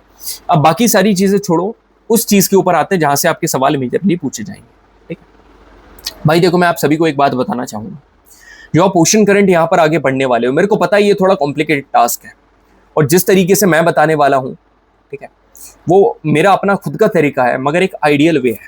जिस तरीके से वो लोग पढ़ते हैं जो सिविल सर्विसेज एग्जाम की तैयारी कर रहे हैं, जहाँ पर थियोरी भी लिखना पड़ता है, प्रॉपर ड्रॉ करना पड़ता है, तो यदि उस तरीके से यदि आप पढ़ोगे तो हो सकता है आपको थोड़ा समय लगे, मगर यदि आपने सीख लिया ना तो कितना भी घुमा फिरा के सवाल पूछ ले, चाहे कोल्ड करंट पूछ ले, चाहे वार्म करंट पूछ ले, या ये पूछ ले कि नॉर्थ में कैसी है, साउथ में कैसी है, आप सब बता दोगे। भाई आपकी लाइफ ऐसी होने वाली है, लुक एट द पिक्चर, ठीक है? Your life is going to be filled with the struggle, and these struggles are not being thrown by your parents. These are being happily chosen by you. They are being passionately chosen by you. So struggles are going to be reside over there in your life. So start struggling right from here. ठीक है? The more you sweat in the battle, the the more you sweat in the practice the less you bleed in the war. ठीक है. If I am sweating right now, the war that would take place on 13th of September, my students will be bleeding less over there, and they will be coming out of the battleground with the utmost happy face, having the smile on their face. ठीक है. That's exactly what I am doing for. अब आगे बढ़ते हैं. Cold current. अब मेरी बात सुनो, कोल्ड करंट क्या होती है. कोल्ड करंट भाई कोल्ड वाटर लेकर आएंगी, मगर कहाँ लेकर आएंगी? वार्म वाटर एरिया में, क्योंकि वहीं पर तो उसकी जरूरत है. अब आप एक बात बताओ, कोल्ड करंट है, ठीक है, ये पूरी हमारी अर्थ है, ठीक है, ये यहाँ पर क्या है, ये इक्वेटर है और ये पोल है. अब पोल पर ही तो कोल्ड प्रेजेंट है, तो ये यहाँ पर ये ऐसी जो चलेंगी, ऐसी मतलब पोल से इक्वेटर की तरफ, इनको आप क्या बोलोगे? इनको बोलोगे cold currents. These are the cold. और जो इक्वेटर से पोल की तरफ चलेंगे, दीज आर द वार्म. तो वार्म करंट का काम क्या है? वार्म वाटर को लेकर आना. कहाँ? Into the cold water area. कहाँ पर? कोल्ड एरिया में. तो ये कहाँ से चलेंगी? इक्वेटर से. क्यों? क्योंकि इक्वेटर पर ही तो गर्म पानी प्रेजेंट है ना, सनलाइट वहीं पड़ती है. अब ये गर्म पानी कहाँ जाएगा? पोल एरिया में. तो आपको एक चीज याद, ये जितने भी नाम आपको दिख रहा है ना, गल्फ स्ट्रीम, ब्राजीलियन, वेनेजुआ, ये मोजाम्बिक, वेस्ट ऑस्ट्रेलियन, अगुलहस, सब याद करवाऊंगा. बस मेरी बात सुनो. पहली चीज जो आपको पता होना चाहिए, प्री रिक्विजिट. मैंने पूछा नॉर्थ अटलांटिक किन दो कॉन्टिनेंट के बीच में आती है? आप क्या बोलोगे? सर नॉर्थ अमेरिका और अफ्रीका के बीच में. सर यूरोप भी है मगर. फिर मैंने पूछा साउथ अटलांटिक किसके बीच में आती है? आप क्या बोलोगे? सर साउथ अमेरिका और अफ्रीका के बीच में. ठीक है, बढ़िया, साउथ अफ्रीका. ठीक है. अब मैंने आपसे पूछा नॉर्थ पैसिफिक किसके बीच में आती है? तो आप क्या बोलोगे? सर नॉर्थ पैसिफिक ये है, तो ये आती है नॉर्थ अमेरिका और एशिया के बीच में. नहीं, आप पता क्या बोलना, ये आती है एशिया और नॉर्थ अमेरिका के बीच में. ठीक है, मैं अभी आपको बताऊंगा एक एक करके, एक एक कंडीशन बताऊंगा. जैसे जैसे पढ़ा रहा हूं ना, वैसे वैसे याद करके चलना. तो पहले अपन अटलांटिक का पढ़ते हैं, नॉर्थ अटलांटिक. ठीक है, तो नॉर्थ अटलांटिक किन दो कॉन्टिनेंट के बीच में आ रहा है? ठीक है, नॉर्थ अमेरिका और अफ्रीका के बीच में. ठीक है सर. तो यहां पर आप देखो, नॉर्थ अटलांटिक आ गया, ये नॉर्थ अमेरिका, और यहाँ हमारा अफ्रीका वाला सीजन, और थोड़ा यूरोप भी ले लिया आपके कहने पर. अब मेरी बात ध्यान से सुनना. नॉर्थ अटलांटिक ओशन ले ली आपने, नॉर्थ अमेरिका और ये वाला रीजन भी बना दिया. तो सबसे पहले ये चली एक आपकी करंट यहाँ. ठीक है, इसको आपने क्या बोला? इक्वेटोरियल करंट, क्योंकि इक्वेटर पर चल रही है, इक्वेटोरियल करंट. मगर कौन सी इक्वेटोरियल करंट? क्योंकि नॉर्थ अटलांटिक ओशन में चल रही है, तो आपने क्या बोला? इसको नॉर्थ इक्वेटोरियल करंट. अब यहां से ये दो टुकड़ों में डिवाइड होगी, एक ऐसा करके यहां और एक यहां. ठीक है, दो टर्न इसने लिए. ठीक है, दो टर्न लिए, मतलब यहां पर जब दो टर्न ले रही थी ना, तो यहां पर क्या फ्लो कर गई? चीटी. ठीक है, यहां पर चीटी फ्लो कर गई भाई. मतलब जो आंट है वो फ्लो कर गई. मतलब आंट मतलब समझ रहे हो? आंट मतलब एंटिलिस और फ्लो मतलब फ्लोरिडा. ठीक है, तो ये वाली जो ओशन करंट है उसको आप बोलोगे एंटिलिस और एक को बोलोगे फ्लोरिडा. दोनों ने मिलकर पता क्या बनाई? Gulf stream. दोनों ने मिलकर गल्फ स्ट्रीम बनाई. अभी तक आपका वार्म का ही केस चल रहा है, दोनों ने गल्फ स्ट्रीम बनाई. अब गल्फ स्ट्रीम जब आगे जा रही है ना, तो ऊपर से दो ठंडी करंट इसके वेलकम का इंतजार कर रही है. समझो भाई, फील करो जो मैं बता रहा हूं ना, ऐसे करो, मजा आ जाएगा. ठीक है, एक ये और एक ये. कौन कौन सी? एक तो कुत्ते का नाम है. ठीक है, अब ये वार्म है, अब ये कोल्ड है, कोल्ड चालू हुई. क्यों? क्योंकि ऊपर से कोल्ड ही आएगी ना, पोलर. एक का नाम क्या है सर? एक का नाम है लैब्राडोर, और एक का नाम है ग्रीनलैंड. और ग्रीनलैंड के ईस्ट साइड, ये ग्रीनलैंड दिख रहा है, इसके ईस्ट साइड, तो आप क्या बोलोगे? East Greenland. ठीक है, बढ़िया सर. अब ये सब मिली कहां पर? यहां पर. ठीक है, और यहां पर ये आगे गई. इसको बोलेंगे, जो आपको दिख रही है ना नॉर्थ अटलांटिक करंट, आपने इसको बोल दिया north Atlantic current. North Atlantic current. ठीक है सर. तो ये वाला जो पॉइंट है जहां पर सारी चीजें मिल रही थी, ये ऊपर से दो और ये आकर, ये जो पॉइंट है इसको पता क्या कहा जाता है? This point is known as Sargasso सी.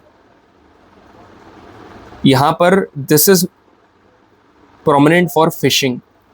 ठीक है, अब ऊपर से एक ऊपर जाएगी, अब जो ऊपर जाएगी वो तो गर्म रहेगी, जो ऊपर जाएगी वो गर्म रहेगी, ये ऊपर चली गई।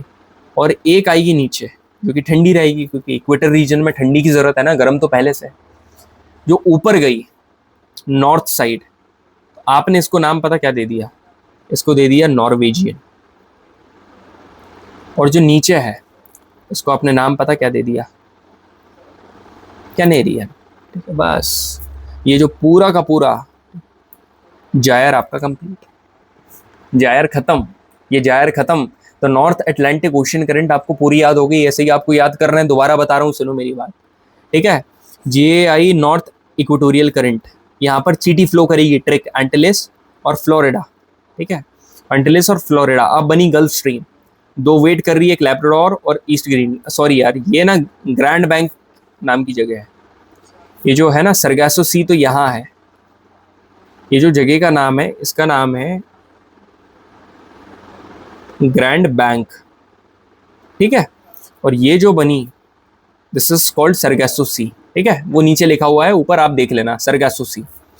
अब लैब्राडोर ईस्ट ग्रीनलैंड आई, नॉर्वेजियन ऊपर गई, कैनेरियन नीचे आई। बस ये जायर कंप्लीट और खत्म। ठीक है, अब दूसरा पढ़ते हैं साउथ अटलांटिक ओशन। ठीक है, साउथ, अब मैंने पूछा साउथ अटलांटिक ओशन किसके बीच में आती है, आप क्या बोलोगे, सर साउथ अमेरिका और साउथ अफ्रीका। अब यहां पर भी ऐसे, यार एक बात बताऊं, जितनी भी इक्वेटोरियल करंट है वो राइट टू लेफ्ट जाएंगी। ठीक है, तो ये आपने राइट टू लेफ्ट करा, आप इसको क्या बोलोगे, इक्वेटोरियल करंट। मगर ये जो इक्वेटोरियल करंट है ये कौन सी होने वाली है, सर ये इक्वेटोरियल करंट होने वाली है हमारी साउथ। ठीक है, अब ये यहां से नीचे आएगी। ठीक है, अब आप सभी को पता है साउथ अमेरिका के साइड में, आप जगह से याद करो, ये जो मेजर रीजन है ये कौन सा है, ब्राजील। तो यहां पर ये जो करंट है ये कौन सी है पता है, ये है ब्राजीलियन। इसको आप क्या बोलोगे, ब्राजीलियन। अब ये जो ब्राजीलियन आ रही है ना, एक वॉक करते करते करंट आई जो कि इसका इंतजार कर रही है, जिसका नाम पता, वॉक, वॉक नहीं है, इसका नाम है फॉकलैंड। ठीक है, जब ये दोनों मिले नीचे, अब नीचे तो भाई ठंडा रीजन ही होगा, यहाँ पर इन्होंने WWD बनाई, WWE नहीं, WWD मतलब वेस्ट विंड ड्रिफ्ट। ठीक है, ये बनाई, बिल्कुल सर। अब ये जो एक एक ऊपर यहां से जाएगी और ये जो WWD है वो आगे चली जाएगी आखिरी में। बी से ब्राजीलियन नीचे आ रही थी, तो अब जो ऊपर जाएगी ये होगी वेनेजुएला, वेनेजुएला। ये जायर कंप्लीट, खत्म। फर्क क्या है ब्राजीलियन और वेनेजुएला में, मैं बताऊं फर्क क्या है, सुनो मेरी बात। ये ऊपर से नीचे आ रही है, मतलब ऊपर से नीचे मतलब इक्वेटर से पोल की पास, तो ये जो है ये क्या है, वार्म है ना, क्योंकि पोल एरिया में जा रही है। ये कहाँ जा रही है, इक्वेटर के पास, तो ये क्या है, कोल्ड, ये है कोल्ड। बस क्लियर है सभी को, यस सर। दोबारा देखो, south equatorial current, Brazilian current, Falkland wait कर रही थी, WWE मिली, और बी से ब्राजीलियन उधर और वेनेजुएला ऊपर, खत्म।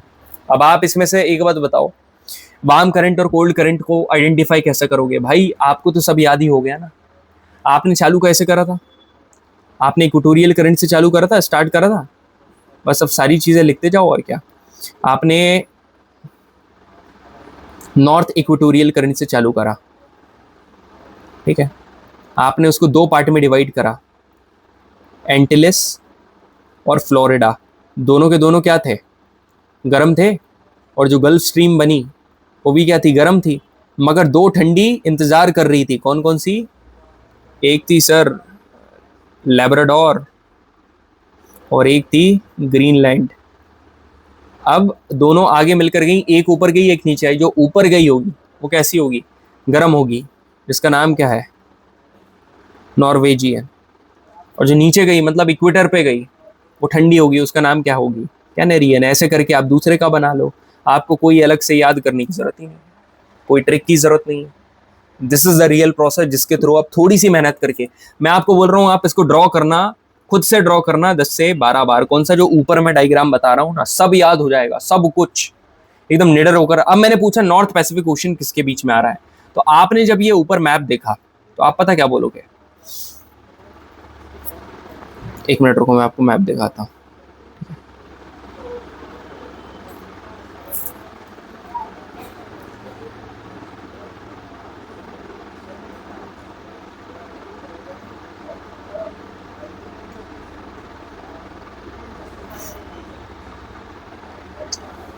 ठीक है, अब सुनो, आप पता क्या बोलोगे, आप बोलोगे सर जो नॉर्थ पैसिफिक है, ठीक है, ये है नॉर्थ पैसिफिक और साउथ पैसिफिक ये है, और पैसिफिक ओशन तो इधर भी है भाई, तो नॉर्थ पैसिफिक किन दो कॉन्टिनेंट के बीच में है? सर नॉर्थ अमेरिका और एशिया के बीच में। अरे यार, नॉर्थ अमेरिका और एशिया के बीच में नहीं है, आप बोलना है एशिया और नॉर्थ अमेरिका के बीच में है। पहले इसका नाम लो एशिया, और वो जो नॉर्थ अमेरिका है वो तो जुड़कर यहाँ जाएगा, क्योंकि अर्थ जो है वो हमारी गोल है, तो आप उसको यहाँ कर दो। तो इवेंचुअली आप पता क्या बोलोगे, आप इवेंचुअली ये बोलोगे कि एशिया और नॉर्थ अमेरिका के बीच में यहाँ पर क्या आती है, नॉर्थ पैसिफिक ओशन करंट, क्योंकि ये जो है ये उधर से घूम कर आया वो वाले कोने से, ठीक है, अर्थ हमारी गोल है ना, पृथ्वी गोल है इसलिए। तो अब मेरी बात सुनो, नॉर्थ पैसिफिक करंट पहले बनी ये, इसको आप क्या बोलोगे, north equatorial current, north equatorial current. अब इसने पता ट्रिक क्या है, इसने लिया भाई एक क्रूशियल टर्न, एक क्रूशियल टर्न, मतलब अब आप इसको बोलोगे कुरोशियो, कुरोशियो, ठीक है। अब ऊपर दो ओ, एक ये और एक ये, डबल ओ इसका इंतजार कर रहे हैं ठंडे वाले, एक का नाम है ओखोटस्क और एक का नाम है ओयाशियो, इंतजार कर रहे हैं, बिल्कुल सर। अब ये राइट में गए, इसका नाम क्या है, नॉर्थ पैसिफिक करंट है। अब एक जाएगी ऊपर और एक जाएगी नीचे, जो ऊपर जा रही है इसका नाम अलास्का है, ठीक है, यह है अलास्का, नीचे आ रही है वो क्या है, कैलिफोर्निया, ठीक है, नीचे वाली का कैलिफोर्निया, क्लियर है सभी को, नीचे वाली अब कैनेरियन नहीं है, कैलिफोर्निया है। तो यही जो मैंने ऊपर बताया, ये देखो, north equatorial current, crucial turn, Okhotsk और ओयाशियो, डबल ओ इंतजार कर रहे थे, ये डबल ओ। अब यहाँ पर नॉर्थ पैसिफिक करंट, अलास्का ऊपर, कैलिफोर्निया नीचे, बात खत्म। अब साउथ वाला भी देख लेते हैं, साउथ, अब साउथ पैसिफिक ओशन किसके बीच में, अब आप पहले साउथ अमेरिका बोलोगे या ऑस्ट्रेलिया, पहले बोलना ऑस्ट्रेलिया, या ऑस्ट्रेलिया और अफ्रीका के बीच में। तो पहले चली साउथ इक्वेटोरियल करंट, यहां से देखो ये चली साउथ इक्वेटोरियल करंट, अब ये होगी नीचे, अब आप ऑस्ट्रेलिया के राइट में चल रही है, तो आप इसको क्या बोलोगे, मतलब इधर ईस्ट में चल रही है, तो आप इसको बोलोगे ईस्ट ऑस्ट्रेलियन करंट। अब नीचे से जो जा रही है दैट इज WWD। अब यहां से जो ऊपर जाएगी इसको बोलोगे पेरोबिया, ठीक है, यह साउथ पैसिफिक भी खत्म हो, साउथ पैसिफिक भी। अब बची हमारी क्या, इंडियन। अब इंडिया में तो इतना आसान है कि जो नॉर्थ इंडियन ओशन करंट है वो पता, उसमें कुछ नहीं है, वो ऐसे आएगा मानसून, ऐसे करके ऐसे चला जाएगा, बस इसी को हम लोग साउथ ईस्ट मानसून, जो कि अभी मैंने ऊपर पढ़ा है, बस इसमें इंडियन ओशन में आपको साउथ का समझना है और कुछ नहीं। साउथ का पता इतना आसान है, मैं आपको बता रहा हूं, देखो कुछ भी नहीं, देखो ये आई, कैसे करना है, ये इधर आई, आप इसको क्या बोलोगे, साउथ इक्वेटोरियल करंट। आपने बोला यहां पर ना एक मेडागास्कर करके आइलैंड है, इसलिए ये नीचे आकर दो पार्ट में डिवाइड हो जाएगी, एक है अगुल्हस और दूसरी मोजाम्बिक, ठीक है, अगुल्हस और मोजाम्बिक। आप सभी को पता है यहां पर WWD आ ही रही है नीचे से, और यहां पर क्या है, ऑस्ट्रेलिया। अब ऑस्ट्रेलिया के ऊपर से, मतलब कि ऑस्ट्रेलिया का कौन सा साइड है, वेस्ट, तो आप इसको क्या बोलोगे, वेस्ट ऑस्ट्रेलियन करंट, बात खत्म। सो this is the end of the session gentleman, ठीक है। अब वो जो जितने भी PYQ है ना ऊपर करंट वाले, वो सारे आप कर लोगे, each and every question you can do. So that was the power of our content, ठीक है, this is the power of the free content that we are providing to you. कोई पेड कोर्स लेने की जरूरत नहीं है, पूरा syllabus यहाँ पर मैं आपको कंप्लीट करवाने वाला हूँ GAT का, सारी चीज़ें यहाँ पर मैं आपको करवाने वाला हूँ, डोंट वरी। इसके बाद क्या चालू करेंगे वो मैं आपको बहुत जल्दी बता दूंगा, अपनी क्लासेस बहुत ही जल्दी यहाँ पर शुरू हो जाएंगी, ठीक है। सो जेंटलमैन, दवाइयाँ खाकर मैंने सेशन लिया, याद रखना, बढ़िया से नोट्स बना लो। देखो मैंने बोला था ना, the more you go forward the more crucial and exciting the session had to be, the same happened. Finally this is the end of the oceanography, this is the end of the geomorphology, climatology, oceanography, this is the end of the physical geography, this is the end of the session but not the journey, the more is about to come. ठीक है, मजा आने वाला है आगे की journey में। Thank you very much. जय हिंद।